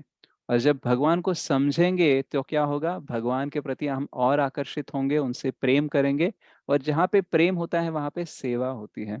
और हम सेवा करते करते क्या होता है? हमारा शुद्धिकरण होता है। और हम भौतिक शरीर में जो बंधे हुए हैं ना, जन्म मृत्यु जरा व्याधि में, इससे हम मुक्त हो सकते हैं। तो सनातन धर्म अल्टीमेटली रिजल्ट क्या होना चाहिए? हम मुक्त होकर जहाँ से आए वहाँ पे जाना चाहिए। जैसे भले ही आप ऑफिस जा रहे हो, स्कूल जा रहे हो, लेकिन जैसे स्कूल खत्म होता है, ऑफिस खत्म होता है, तो कहाँ पे आना होता है? घर आना होता है। एग्जैक्टली तो हम यहाँ पे घर है, लेकिन ये हमारा आना घर होता नहीं है। है। हमारा घर भगवत धाम है, जहाँ पे भगवान स्वयं हमारे साथ रहते हैं, फेस टू फेस, जहाँ पे हम बात कर सकते हैं। तो ये बहुत ही एस्टोनिशिंग, यानी आश्चर्यचकित करने वाली विषय लगती है कि हम यहाँ के नहीं हैं। हमारा घर तो यहीं पे है, तो क्या ये हमारा घर नहीं है? देखो, घर का मतलब है कि वहाँ पे कोई कुंठा नहीं होनी चाहिए। कभी कभी हम बाहर घूमकर घर में आते हैं, पंखा चलाते हैं, बीवी या फिर बच्चे पानी लाके देते हैं, और हम पीते हैं, बहुत प्यास हमारी बुझती है, तो हमें कितना अच्छा और सिक्योर लगता है। अरे बहुत धूप थी आज, बहुत कष्ट था, थोड़ा सा यहाँ पे आराम कर सकता हूँ। तो क्या हुआ? कुंठा से आप टेम्पोररीली वैकुंठ में आ गए। तो घर का मतलब ये है कि सारी चीजें आपके कंट्रोल में है, और आप सुखी हो और संतुष्ट हो। तो यहाँ पे क्या होता है? यहाँ पे भी हमारा घर है, लेकिन घर घर की कहानी कुछ अलग होती है, राइट? तो अलग अलग प्रॉब्लम्स चलते ही रहते हैं, भले ही हम घर में हैं फिर भी दुखी हैं। तो ये हमारा टेम्पोररी घर है। शरीर के लिए ये टेम्पोररी घर है, लेकिन आत्मा का जो घर है वो भगवत धाम है। तो उस भगवत धाम को कैसे पहुंचना है, और क्या क्या करेंगे तो हम पहुंच सकते हैं, ये हमें भगवत गीता, भागवतम और ये उपनिषद, वेद, इससे हमें पता चलता है। तो इसका अध्ययन करना, हरि नाम का जप करना, और दूसरे लोग जो ऑलरेडी इस पथ पर चल रहे हैं, जो हमारे सीनियर हैं, हमें क्या करना चाहिए? उनकी मदद करनी चाहिए, उनकी सेवा करनी चाहिए। उनकी सेवा करेंगे तो हमें क्या मिलेगा? हमें और गाइडेंस मिलेगा। और भगवान भी बोलते हैं 18वें चैप्टर में कि जो मेरे भक्तों की सेवा करता है वो मेरे लिए बहुत प्रिय है। और ऊपर से जो भगवत गीता का प्रचार करता है वो भी और प्रिय है। तो भगवान क्या चाहते हैं? कि आप जाके मेरे ज्ञान का प्रचार करो, मेरा प्रचार करो और लोगों को बताओ कि वो आत्मा है और वो यहाँ पे टेम्पररीली है, लेकिन उन्हें परमानेंटली मेरे पास वापस आना है, इसका आप प्रचार करो। तो ये हमारा सनातन धर्म है। तो हम आप क्यों जान रहे हैं, इतना टाइम क्यों दे रहे हैं हम? ताकि हम जानकर उसे जीवन में उतार कर दूसरों की भी मदद करें। सारे लोग दुखी हैं। दुखी लोग सिर्फ फेसबुक पे नहीं दिखते हैं, इंस्टा पे नहीं दिखते हैं, बाकी रियलिटी में देखो सब लोग दुखी ही हैं। वो फेसबुक पे बहुत ही मुस्कुरा के एंजॉयमेंट वाले पिक्चर देख के लगता है कि अरे ये इनकी जिंदगी बहुत मस्त चल रही होगी, राइट, बहुत खुश होंगे, लेकिन सब दुखी होते हैं। राइट, आप खुद भी देख लेना, जब भी आप फोटो रखते हो फेसबुक पे, उसके कुछ मिनट पहले या उसके कुछ मिनट बाद क्या कंटिन्यू होती है वो खुशी? मोस्ट ऑफ द टाइम्स तो हम सिर्फ ऐसे ही पोस्ट करते हैं क्योंकि बहुत दिन हो गया हमने कुछ पोस्ट नहीं किया, इसलिए हम पोस्ट कर देते हैं कुछ अच्छा सा, राइट। लेकिन हम सबको पता है कि हमारे दुख बहुत भरा हुआ है, हमारे जीवन में बहुत स्ट्रेस चल रहा है, प्रॉब्लम चल रहा है, इजंट इट? तो सबका प्रॉब्लम सॉल्व करना है तो सबको ये ज्ञान देना चाहिए, और ये ज्ञान देना ही हमारा सनातन धर्म है, ज्ञान लेना और उसको प्रचार करना। तो स्वधर्म भले ही कुछ भी हो, आपके कैरेक्टर के हिसाब से, आपकी परिस्थिति के हिसाब से आप कोई भी जॉब बिजनेस कर लीजिए, लेकिन ऐसा जॉब या बिजनेस करने का प्रयास कीजिए जहाँ पे आपको भक्ति करने के लिए टाइम मिले, थोड़ी सी चेतना मिले, थोड़ा सा जगह मिले। ओके, तो ये स्वधर्म और सनातन धर्म साइमल्टेनियसली चलाना चाहिए। ऐसे नहीं है कि स्वधर्म मैं कर लेता हूँ 60 साल तक, बाद में मैं सनातन धर्म के बारे में सोचूंगा। तो प्रॉब्लम क्या है, 60 साल बाद ना आप कुछ नहीं कर पाओगे, आपको सारी बीमारियां आ जाएगी, लोग आपकी बात नहीं सुनेंगे, आप लोगों की बात नहीं सुन पाओगे, पढ़ नहीं पाओगे, जब करोगे उंगलियां दुखेगी, जिह्वा इधर उधर नहीं होगी, आप जो बोल रहे हो वही आपको सुनाई नहीं देगा, किसी और की मदद करना चाहते हो लेकिन हाथ पैर उतने सपोर्ट नहीं करेंगे, उल्टा आपको दूसरों की मदद की जरूरत होगी। तो ये सब प्रॉब्लम्स हो सकते हैं, इसलिए स्वधर्म और सनातन धर्म साइमल्टेनियसली चलना चाहिए। तो क्या मैं आपके सवाल का जवाब दे पाया माता जी? हाँ प्रभु जी, धन्यवाद। थैंक यू माता जी। यस, स्वाति अग्रवाल।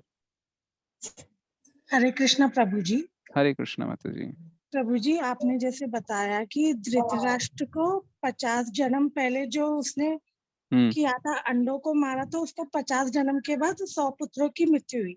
हम्म। पर कहा जाता है कि जैसे ये तो कलयुग है ना, तो हम्म। कलयुग में तो सबको अपने कर्मों के फल यहीं भुगतना पड़ता है, बोलते हैं सब। कोई मतलब मरने के बाद ऊपर नहीं लेके जाता भगवान के पास, सब भगवान यहीं अपना हिसाब यहीं पूरा कर देते, बोलते। फिर वो क्या है, मतलब जो जैसा धृतराष्ट्र को 50 जन्म के बाद उसको भुगतना पड़ा, वैसा फिर कलयुग में क्या है, मतलब इंसान को क्या, उसको भी जो कलयुग में जो जी रहा है उसको ही जब का ही कर्म भुगतना पड़ेगा, कि पहले का भी कर्म का मतलब भुगतना पड़ेगा उसको? या तो पहला सवाल तो ये है कि आपने जो बात बोली है, ये बात जो लोग बोल रहे हैं वो किसके आधार पर बोल रहे हैं? पता नहीं, सब बोलते हैं। वही, वो कौन सब बड़े लोग बड़े हैं? किससे भी सुनते हैं, महापंडितों से, किससे भी, सब बोलते हैं कि अपने कर्मों के फल अपन को यहीं भुगतना पड़ता है, मरने के बाद कोई भगवान के पास कुछ नहीं लेके जाते हैं, जो भी हाँ, है अच्छा बुरा जो भी है सब यहीं भुगतना पड़ता है अपने को। तो ये किसके आधार पर बोल रहे हैं? मतलब अपने ही मन से बोल रहे हैं या फिर कोई शास्त्र का आधार है? अगर वो आधार है तो क्या हम उसको परख सकते हैं? जैसे मैं अभी कोई भी आपको क्लास दे रहा हूँ तो उसका हाँ आधार है, राइट। जैसे कृष्ण अर्जुन को जो बोल रहे हैं उसकी भगवत गीता है, जो धृतराष्ट्र और कृष्ण का कन्वर्सेशन है उसकी महाभारत है, अगर प्रभु रामचंद्र कुछ बोल रहे हैं लक्ष्मण से, सीता से या रावण से, उसके लिए रामायण है, वेद है, उपनिषद है, पुराण है। तो फिर कोई तो कोई ऑथराइज्ड स्क्रिप्चर, ऑथराइज्ड ग्रंथ हो जो सबने एक्सेप्ट किया हो। ऐसा नहीं है कि देखो भगवत गीता सिर्फ इस्कॉन वाले ही दे रहे हैं, पूरे विश्व भर में इसका एक्सेप्टेंस है। कुछ लोग इस्कॉन से नहीं भी होंगे, लेकिन बहुत सारे पंडित होते हैं, बहुत सारे ब्राह्मण होते हैं, बहुत सारे वेदवादी होते हैं, उनको भी भगवत गीता पता है। तो हम अगर कुछ गलत भी बोल रहे हैं तो वो परख सकते हैं। लेकिन ये जो बहुत सारी बातें ऐसे फैलती रहती है ना, कि उन्होंने कहा, बहुत लोग बोलते हैं, राइट, तो ये सारे जो बोल रहे हैं उसका कोई आधार नहीं होता। और हम पूछते भी नहीं है क्योंकि हम बस सुन लेते हैं, उनको क्वेश्चन करने के लिए हमको पता भी नहीं है कि कहाँ से शुरू हुआ है। जैसे मैं आपको पूछूं कि ये आपने कहाँ से सुना, तो आप बोलोगे मैंने वहां से सुना। अगर उनको पूछूंगा तो वो बोलेंगे मैंने उस प्रभु जी से या माता जी से या उस पंडित से, इस पंडित से सुना। तो शुरुआत कहाँ से हुई हमको पता ही नहीं चलता, हम ट्रेस ही नहीं कर पाते। तो हमें क्या करना चाहिए, ऐसे लोगों की बातें में गुमराह ना हो, इसलिए हमें शास्त्रों का अध्ययन करना चाहिए।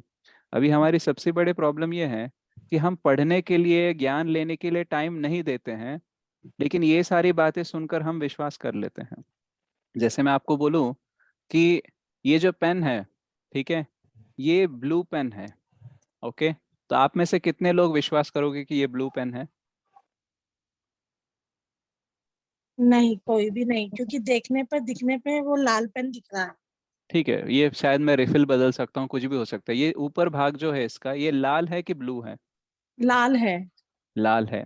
मैं चार लोगों रेड को कलर लेके से आऊँ मैं 4 लोगों को लेके आऊंगा यहीं पे क्लास में और बोलूंगा कि सब लोग ना आप इसको ब्लू बोलो।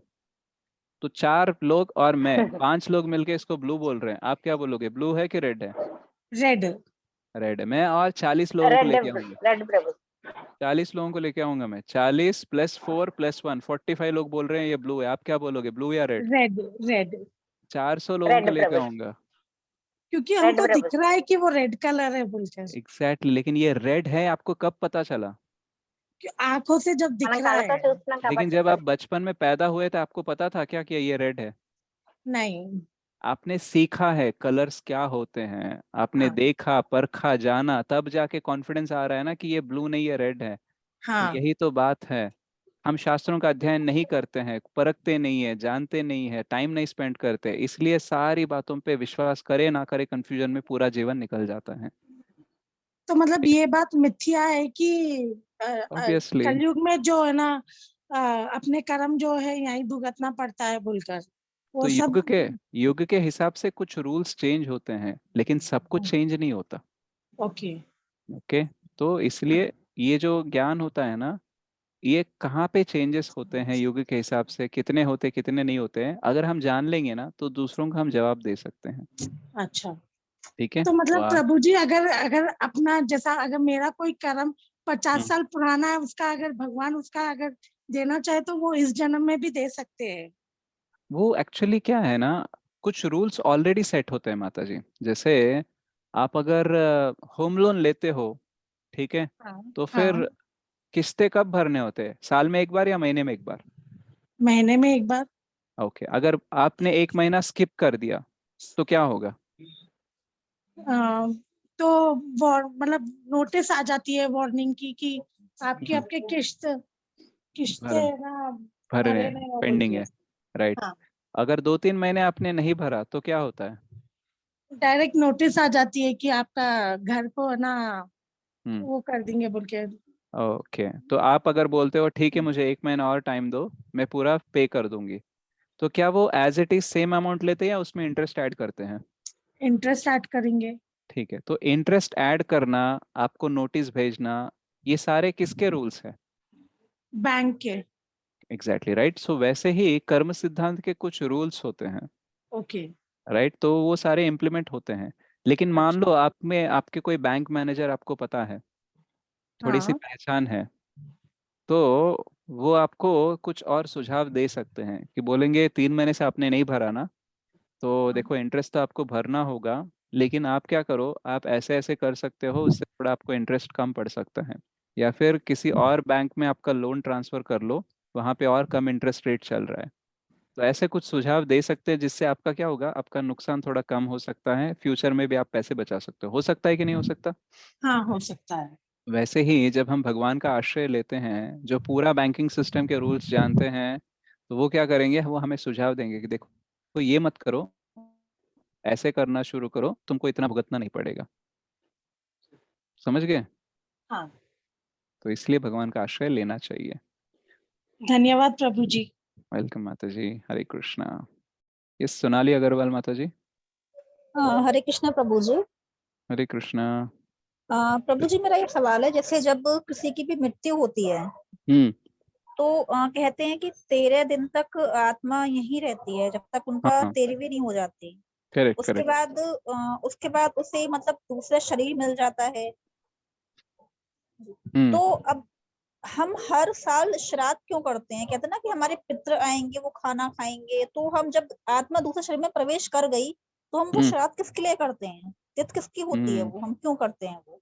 ओके, तो जो हमारे पूर्वज होते हैं जो चले जाते हैं उनके लिए हम श्राद्ध रखते हैं, और ये जो 13 दिन तक आत्मा रहती है, तो एक्चुअली श्रीमद् भागवतम में डिस्क्रिप्शन आता है कि मृत्यु के बाद में आत्मा का सफर कैसे होता है।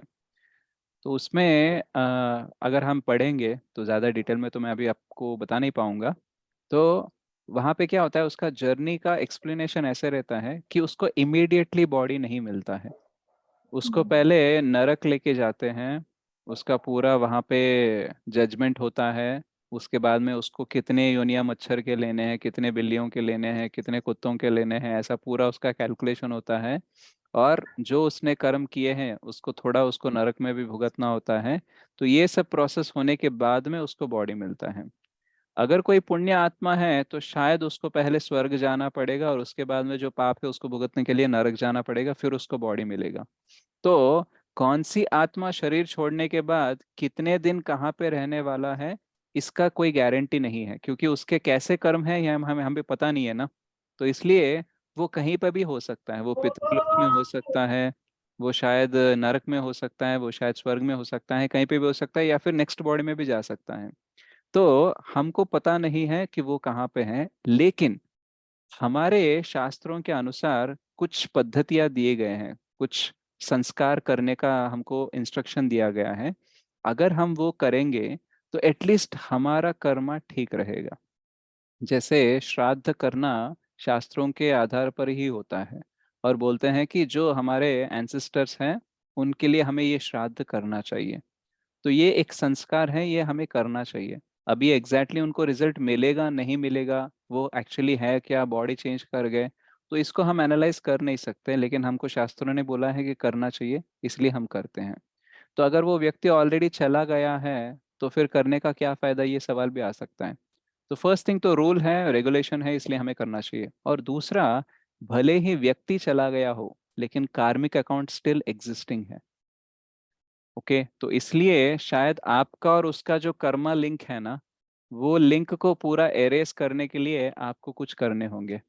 जैसे कभी हम बैंक में अगर लोन लेते हैं और उसको पूरा नहीं भरते हैं, तो आगे जाके हम दूसरे बैंक में लोन अप्लाई करेंगे ना, तो एक्सेप्ट होता है क्या हमारा हमारा जो एप्लीकेशन है?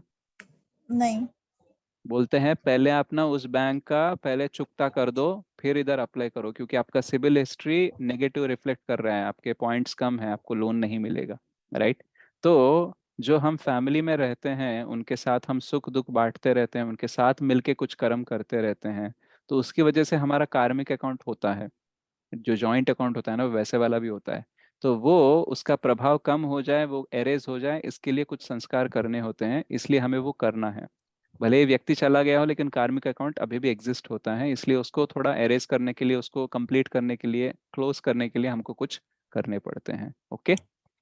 तो ये प्रभु जी, जैसे आप बता रहे हैं कार्मिक अकाउंट रेस करने के लिए, तो किसका इरेज करना होता है? मतलब वो हमारा या फिर जो चला गया उनके कर्मों पे? जैसे आपने बताया कि नरक जाता है, पहले हिसाब किस पे फर्क होता है इस चीज का, श्राद्ध का? अभी मान लो कि मतलब ऐसे थोड़ा सा रॉन्ग एग्जाम्पल, मतलब थोड़ा अच्छा एग्जाम्पल नहीं है। मान लो आपने और हमने मिलके एक मर्डर किया। ओके। अब जी। बताओ किसके हिस्से में कितना कर्म आएगा? बराबर आएगा। लेकिन मैंने तो प्लानिंग नहीं की थी, प्लानिंग आपने की थी। मैंने तो सिर्फ लाश को ठिकाने लगाया। साथ तो दिया हमने। हाँ, लेकिन कितना आएगा? बराबर का आएगा। बराबर का ही आना चाहिए, क्योंकि साथ गलत का तो साथ दिया ही है हमने। साथ दिया है, लेकिन कितना साथ दिया है, कितना बराबर आना चाहिए, क्यों आना चाहिए, क्या हम डिसाइड कर सकते हैं? नहीं।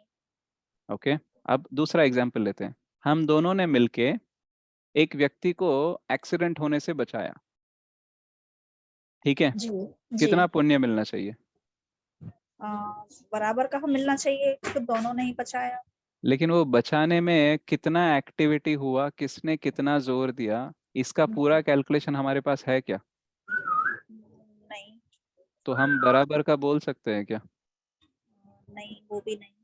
तो बराबर होना चाहिए, कम ज्यादा होना चाहिए, ये कैलकुलेशन कौन रखेगा? गॉड। गॉड किस अकाउंट में रखते हैं? कार्मिक अकाउंट में। कार्मिक अकाउंट में रखते हैं। मान लो मेरी मृत्यु हो गई, आप जीवित हो, ठीक है, मैं जी। दूसरे शरीर में चला गया, लेकिन हम दोनों ने मिलके जो कार्य किया है उसका अकाउंट तो रहेगा कि नहीं रहेगा? बिल्कुल। तो उसको एरेस कैसे करेंगे फिर? ये मतलब ये पुण्य, दान पुण्य करके या फिर श्राद्ध? कुछ ना कुछ करके, मतलब कहने का मतलब ये है कि भले ही हम अलग अलग व्यक्ति हैं लेकिन मिलके बहुत काम हमने किए हैं, तो उसके हिसाब से हमारा कुछ ना कुछ कार्मिक अकाउंट बनता है।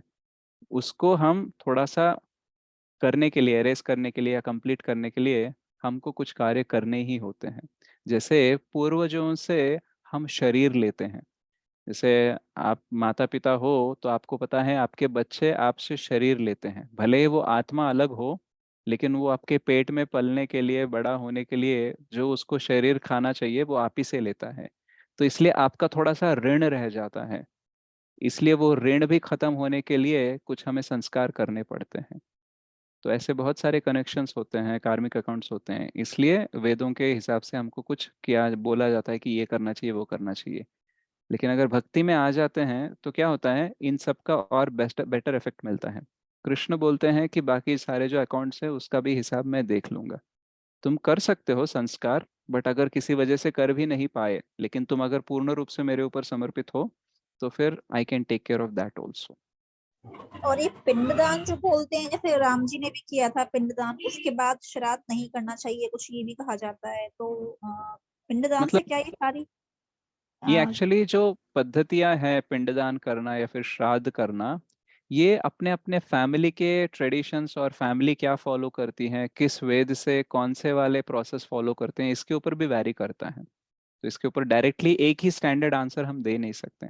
जैसे स्मार्थ कुछ फॉलो करते हैं, वैष्णव कुछ फॉलो करते हैं, या फिर कुछ ऋग्वेद में कुछ अलग होता है, फिर या फिर कोई और शास्त्र में कुछ अलग दिया गया है। तो उसके हिसाब से जो प्रोसेस आप फॉलो कर रहे हो, वो आप अगर जान लोगे उसका ओरिजिन क्या है, तो उसका आंसर आप ढूंढ सकते हो। लेकिन अगर रैंडमली पूछोगे कि वहां पे ऐसे करते हैं तो करना चाहिए नहीं करना चाहिए, तो ये वैदिक पद्धति को बारे में कुछ डिस्कस करने के लिए हमको वेदों का ज्ञान बहुत होना चाहिए। तो at least I am not the person who has all the वैदिक ज्ञान। तो इसलिए हम नहीं बोल सकते कि पिंडदान करने के बाद करना चाहिए या नहीं करना चाहिए। शायद वो आप किसी उस व्यक्ति से पूछ लो जो ऑलरेडी इसमें एक्सपर्ट हो, शायद वो गाइड करेगा आपको। ओके। जी जी, धन्यवाद यस, प्रभु जी। धन्यवाद माता जी। Okay, any other question?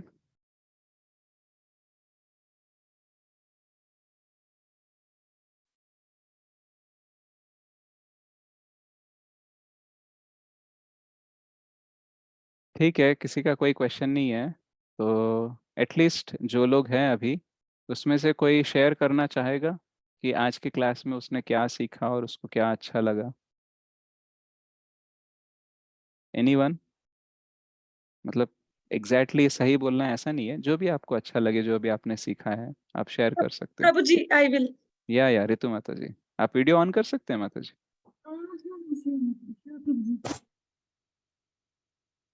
Yes माता जी, प्लीज। हाँ, सो आज हमने सीखा कि जनरली सबको यही दिमाग में थॉट रहता है कि मेरे साथ बुरा क्यों हो रहा है, पर हम एक भौतिक स्तर पर ये नहीं समझ पाते कि उसका कारण क्या है।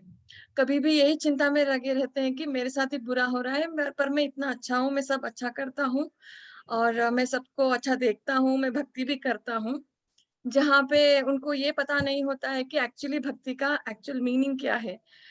पर बाद में ये सेशन से और इसके पहले सेशन से भी मैंने ये जाना कि हमको जो भी तकलीफ या कुछ भी प्रॉब्लम होता है, वो ज़्यादातर अपने कर्मों की वजह से होता है और वो कर्म इमीडिएट भी हो सकते हैं यही जन्म के, या तो वो पिछले जन्म के भी हो सकते हैं। पर ये कर्म कटे जा सकते हैं। इसका एक इम्पोर्टेंट रीज़न या रीज़न ये काटने का रीज़न ये है कि हम ज़्यादा से ज़्यादा हरि नाम भजन करें, हरि नाम चैंटिंग करें और भगवान की भक्ति करें। सो हाँ, और ये भी इम्पोर्टेंट है कि हम अभी तक ये मेरा भी मानना था कि हमें अच्छा करना चाहिए, कभी भी सबको अच्छा बोलना चाहिए, बात करना चाहिए और अच्छा करेंगे तो अच्छा मिलेगा। बी गुड, डू गुड करके ऐसा हमने स्कूल में सीखा था। बट बाद में मैंने रियलाइज़ किया कि अच्छा करने से अच्छा होगा, बट वो एक अल्टीमेट सेटिस्फैक्शन या कंटेंटमेंट नहीं रहेगा। तो जब से मैंने ये क्लासेस लिए हैं और जाना है, तब से मुझे ये भी समझ में आने लगा है कि अच्छा भी मत करो, बुरा भी मत करो, बस भगवान की भक्ति करो, वो इम्पोर्टेंट है। पहले हमारे माँ-बाप तो यही बोलते थे कि किसी का बुरा मत करो, किसी का बुरा मत सोचो, तुम अच्छा करो, तुमको अच्छा होगा, सब लोग आशीर्वाद देंगे। एक हद के लिए ठीक है, पर वो ज़्यादा पता नहीं, मुझे तो ये मेरा पर्सनल एक्सपीरियंस है कि वो ज़्यादा अ अ, वो नहीं करता है, रिज़ल्ट नहीं लाता है। तो इससे अच्छा है कि जैसे प्रभु जी ने कहा, अकर्म करना सीखना चाहिए। आफ्टर एक लेवल के बाद में अच्छा भी करना चाहिए, पर अगर हो सकता है तो हमें थोड़ा अपने आप को पुश करना चाहिए कि हम अकर्म कर सकें। और दूसरी चीज़ें जो हमने ये आज मैंने ये वीडियो से सीखा, सॉरी ये सेशन से सीखा, वो है कि अगर बुरा कर्म करेंगे तो वो आपको भोगने के लिए कितने भी जन्म है तो लेना ही पड़ेगा। और भगवान ने बहुत सारे स्पेसिफिक रूल्स बना के रखे हैं उसको हमें भोगने के लिए। और अ, बस प्रभु जी मुझे इतना ही मालूम गुड हुआ। इनफ माता जी, thank you so much for sharing. Hari Hari बोल। हरी हरी। यस, यस, अच्छे काम करने चाहिए, बट क्या होता है कि कभी कभी अच्छे काम करने के बाद ना हमें एक अपेक्षा भी होती है कि मेरे साथ अच्छा हो, और जब हमारे साथ अच्छा नहीं होता है अच्छा काम करने के बावजूद भी, तब हमें अच्छा करने का मन नहीं होता। राइट, हाँ तो राइट। इसलिए इसलिए हाँ हमको प्रभु क्या जी, करना चाहिए, जब भक्ति करेंगे ना तो ऑटोमेटिकली हम अच्छे ही काम करेंगे। तो इट सही है। इज लाइक, जैसे कि अगर क्या बोलते हैं कि आपको मोबाइल, आपने अगर स्मार्टफोन ले लिया तो उसमें कैमरा भी आएगा, उसमें आप वीडियो भी देख सकते हो, सब कुछ देख सकते हो, इजंट इट? तो हाँ सेपरेटली छोटा सा कैमरा लेने से अच्छा है आप एक स्मार्टफोन ले लो, उसमें उससे भी अच्छा पिक्सल वाला कैमरा आएगा। तो भक्ति करना एक ऐसा स्मार्टफोन की तरह है जिसमें सब लोग आ जाएंगे, सब मिक्स हो जाएंगे। अलग अलग से अच्छा करने की जरूरत नहीं है, भक्ति करते रहो, ऑटोमेटिकली अच्छा ही हो जाएगा। Oh okay, right. Yeah yes प्रभु थैंक जी, यू माता थैंक यू जी। सो मच, सेशन बहुत ही अच्छा था। Thank you so so much. Thank you माता जी। मुनीश शर्मा प्रभु, आपने कल कुछ सवाल पूछा था, आपको जवाब मिला है या फिर अभी सवाल बाकी हैं? आप अनम्यूट करके बोल सकते हैं प्रभु शर्मा जी। प्रभु जी, मैं थोड़ा, मुझे ध्यान नहीं आ रहा मैंने क्या, आपने कहा तो था कि आज ओके, एक्सप्लेन करें, ठीक और है। मेरे दिमाग से क्या क्या था। जब याद आ जाएगा तो आप कल पूछ सकते हैं प्रभु, कल या परसों कभी याद आ जाएगा तो आप पूछ लीजिए। ओके, बिल्कुल। या थैंक यू प्रभु। किसी और माता जी का भी कल कोई प्रश्न था शायद, वो पता नहीं आंसर हुआ या ना हुआ। जी मेरा था वो। अच्छा, हो गया आपका एक प्रश्न का हाँ, उत्तर? जी ओके। मुझे यही मेरा यही सवाल था कि जो कर्म हम जो भी करते हैं अच्छे बुरे, ये आत्मा करती है, मतलब सब कुछ आत्मा ही है या फिर शरीर भी कुछ है? तो एक्चुअली शरीर और आत्मा दोनों मिलके ही करते हैं। शरीर अकेले नहीं कर सकता, क्योंकि बिना आत्मा के उसके अंदर कोई चेतना, कोई शक्ति हो ही नहीं सकती। और वैसे ही आत्मा भी अकेले कुछ नहीं कर सकता, भौतिक जगत में आत्मा अकेले नहीं रह सकता, भौतिक शरीर चाहिए। तो इट इज लाइक, अगर आप कार ड्राइव करते हुए किसी का एक्सीडेंट करते हो, तो सजा ड्राइवर को मिलती है या फिर कार को मिलती है? ड्राइवर को। कार को भी मिलती है। कैसे बताओ? उसको मतलब पुलिस अपने अंडर ले लेती है कार को। हाँ, राइट। तो किया किसने? गाड़ी ने किया, लेकिन गाड़ी को तो आप चला रहे हो। जी। तो आप चला रहे हो तो पूरी आपकी गलती है क्या? पता नहीं, शायद आपका ब्रेक नहीं लगा होगा गाड़ी में, जब आप ब्रेक लगाना चाहते हो और आपने मार दिया होगा। तो किसकी गलती है ये निकालना इम्पोर्टेंट, मतलब ट्रेस नहीं कर सकते, बट दोनों को थोड़ा तो भुगतना पड़ेगा, राइट? तो ऐसे मैं जस्ट आपको प्रैक्टिकली समझाने का प्रयास कर रहा हूँ। जी ओके, जी, राइट। ठीक है। थैंक यू माता जी जी। और यहाँ पे धन्यवाद। चैट में भी कुछ क्वेश्चन आए थे। कीर्तना माता जी पूछ रही थी कि क्या कर्मा अलग अलग लाइफ टाइम्स में करने से अच्छा है कि मैं इसको अभी इसी लाइफ में एंड कर सकती हूँ क्या? तो यस, आप कर सकते हो। प्रभुपाद जी बोलते हैं कि एक लाइफ में ही पूरा हिसाब चुकता कर सकते हो आप। इतनी शक्ति होती है कृष्ण भावनामृत में। अगर आप पूर्ण रूप से समर्पित हो जाओगे तो बस इसी लाइफ में आप पूरा अकाउंट क्लोज कर सकते हो। नेक्स्ट आपको बॉडी लेना ही नहीं पड़ेगा, इतना पोटेंशियल है, इतनी शक्ति है। बट डिपेंड करता है कि आप उसको कितना यूज करने वाले हो। ओके। और एक है सवाल कि क्या हम सारे 84 लाख योनियों में से क्रम से जन्म लेना होता है? डिपेंड करता है, मतलब अगर हम ग्रेजुअली हर योनि में से जाना पड़ रहा है, या फिर हम अच्छे कुछ कर्म किए हैं इसलिए थोड़ा सा शॉर्टकट भी होगा, तो ऐसा बोल नहीं सकते हम। कभी कभी तो ग्रेजुअली हमको हर नीचे से लेके ऊपर तक पूरा 84 लाख योनियों का कंप्लीट करना होता है साइकिल, उसके बाद में ही ह्यूमन लाइफ मिलता है। लेकिन कभी कभी ऐसा भी हो सकता है कि हमको बीच में एक एनिमल लाइफ मिले और उसके बाद में फिर से ह्यूमन मिल जाए। ऐसा भी हो सकता है स्पेशल केसेस में। जैसे भरत महाराज का एक आता है एक कथा, जहाँ पे भरत महाराज लास्ट में अंत काल में जिसके बारे में हम सोचते हैं वैसा हमें जन्म मिलता है, ऐसा कहा जाता है। तो अंत काल में वो एक हिरण के बछड़े को, मतलब वो जो होता है हिरण का जो छोटा बच्चा होता है, उसके प्रति उनका बहुत लगाव हो जाता है, तो उनके मृत्यु के समय वो उसको याद करते हैं, तो इसलिए उनका नेक्स्ट लाइफ वो हिरण बन जाते हैं। लेकिन भगवान की कृपा की वजह से उनके स्मृति रहती है कि पास्ट लाइफ में उन्होंने क्या किया जिसकी वजह से उनको ये शरीर मिला। तो तब वो हिरण के शरीर में रहते हुए भी एक साधु की तरह जीते हैं वो। मतलब हरी घास नहीं खाते हैं, वो सिर्फ सूखी घास खाते हैं, और वो साधुओं का संग करते रहते हैं, इसलिए उनको नेक्स्ट लाइफ ह्यूमन लाइफ मिल जाता है, और उनके नेक्स्ट लाइफ का नाम रहता है जड़ भरत। और वो जड़ भरत का जब लाइफ एंड होता है वो डायरेक्टली भगवत धाम चले जाते हैं। तो ह्यूमन, एनिमल, फिर ह्यूमन, फिर एंड ऑफ ऑल बॉडीज। तो ऐसा कभी कभी हो सकता है। जैसे गजेंद्र के बारे में हम देखते हैं, गजेंद्र हाथी जो था, जो गजेंद्र मोक्ष हम सुनते हैं, एटलीस्ट इंडिया में तो ये बहुत फेमस स्टोरी है, भागवत में जो आती है। तो गजेंद्र उसके प्रीवियस लाइफ में इंद्रद्युम्न महाराज थे, उनको श्राप मिला था इसलिए वो एलिफेंट बन गए थे। बट एलिफेंट की जब मुक्ति की हरि ने, तो फिर वो डायरेक्ट भगवत धाम चले गए। तो ऐसे अलग अलग कथाएं भी आती हैं जहाँ पे कभी हमको एनिमल बॉडी मिलता है, या फिर कभी नेक्स्ट ह्यूमन बॉडी ही मिल सकता है। तो ऐसा हो सकता है स्पेशल केसेस में। ओके। तो दैट्स इट, बाकी तो कोई क्वेश्चन नहीं है इसमें, और यहाँ पे भी कोई हैंड राइज नहीं है, तो हम क्लोज कर सकते हैं सेशन। तो कल हम मिलेंगे, थोड़ा सा और ह्यूमन लाइफ के बारे में चर्चा करेंगे, एंड देन ईश्वर के बारे में, एंड देन प्रकृति और काल के बारे में लास्ट डे में। ओके, तो हमसे बने रहिए, और बने रहने के लिए बहुत बहुत धन्यवाद। वैसे घट रहा है नंबर, तो मैं आशा करता हूँ कि थोड़ा फिर से बढ़ेगा, या फिर एटलीस्ट जो आ रहे हैं वो तो कंसिस्टेंट रहे भगवान की कृपा से। So thank you so much everyone. वांछा कल्पतरुभ्यश्च कृपा सिंधुभ्यैव च पतितानां पावनेभ्यो वैष्णवेभ्यो नमो नमः।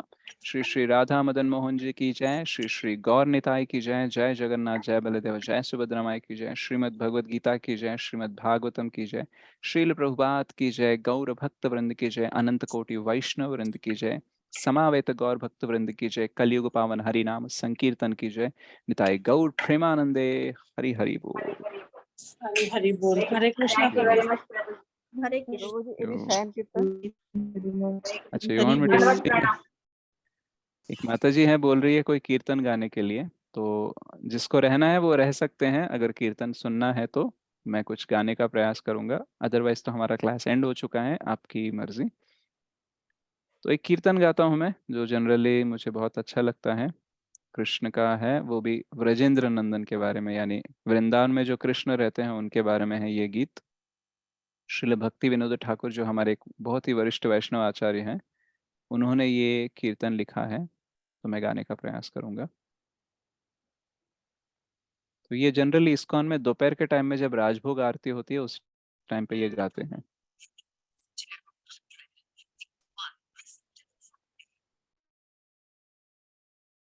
मुखं करोति वाचालं पंगुं लंघयते गिरिं यत्कृपातमहं वन्दे श्रीगुरुं दीनतारिणं परमानन्दमाधवं श्रीचैतन्येश्वरम्। यशोमति नंदन ब्रजवरनागर, यशोमति नंदन ब्रजवरनागर,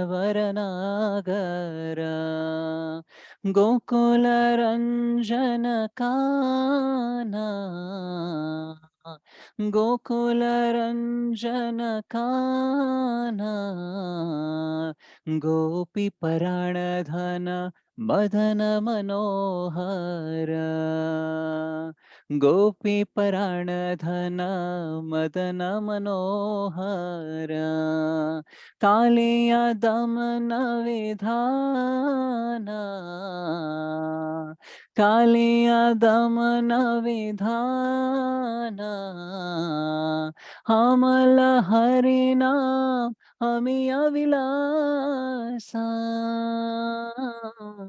हमल हरि नाम हमें अविलासा विपिन पुरंदर नवीन नगर भोरा बंसी वदन सुवासा यशोमति नंदन ब्रजवर नागर ब्रज जन पालन असुर कुल नाशन नंद गोधन राखोवाला नंद गोधन राखोवाला गोविंद माधव नवनीत तस्कर गोविंद माधव नवनीत तस्कर सुंदर नंद गोपाल यशोमति नंदन ब्रजवर नागर जमुना तट चर गोपी बसनहार रास रसिका कृपा मोया श्री राधा वल्लभ वृंदावन नटवर श्री राधा वल्लभ वृंदावन नटवर भक्ति विनोदाश्रय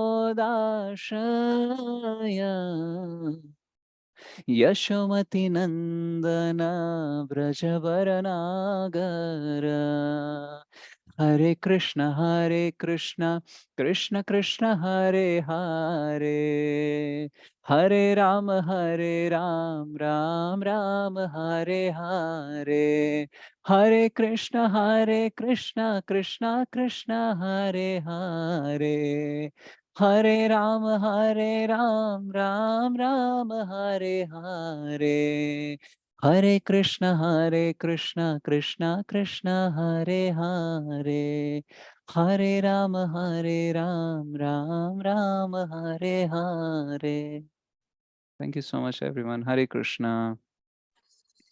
हरि बोल प्रभु जी। Hare Bol. Thank you very much. So see you all tomorrow. Hare Krishna. Thank you very much. Hare Krishna. Good night. See you all tomorrow. Hare Krishna.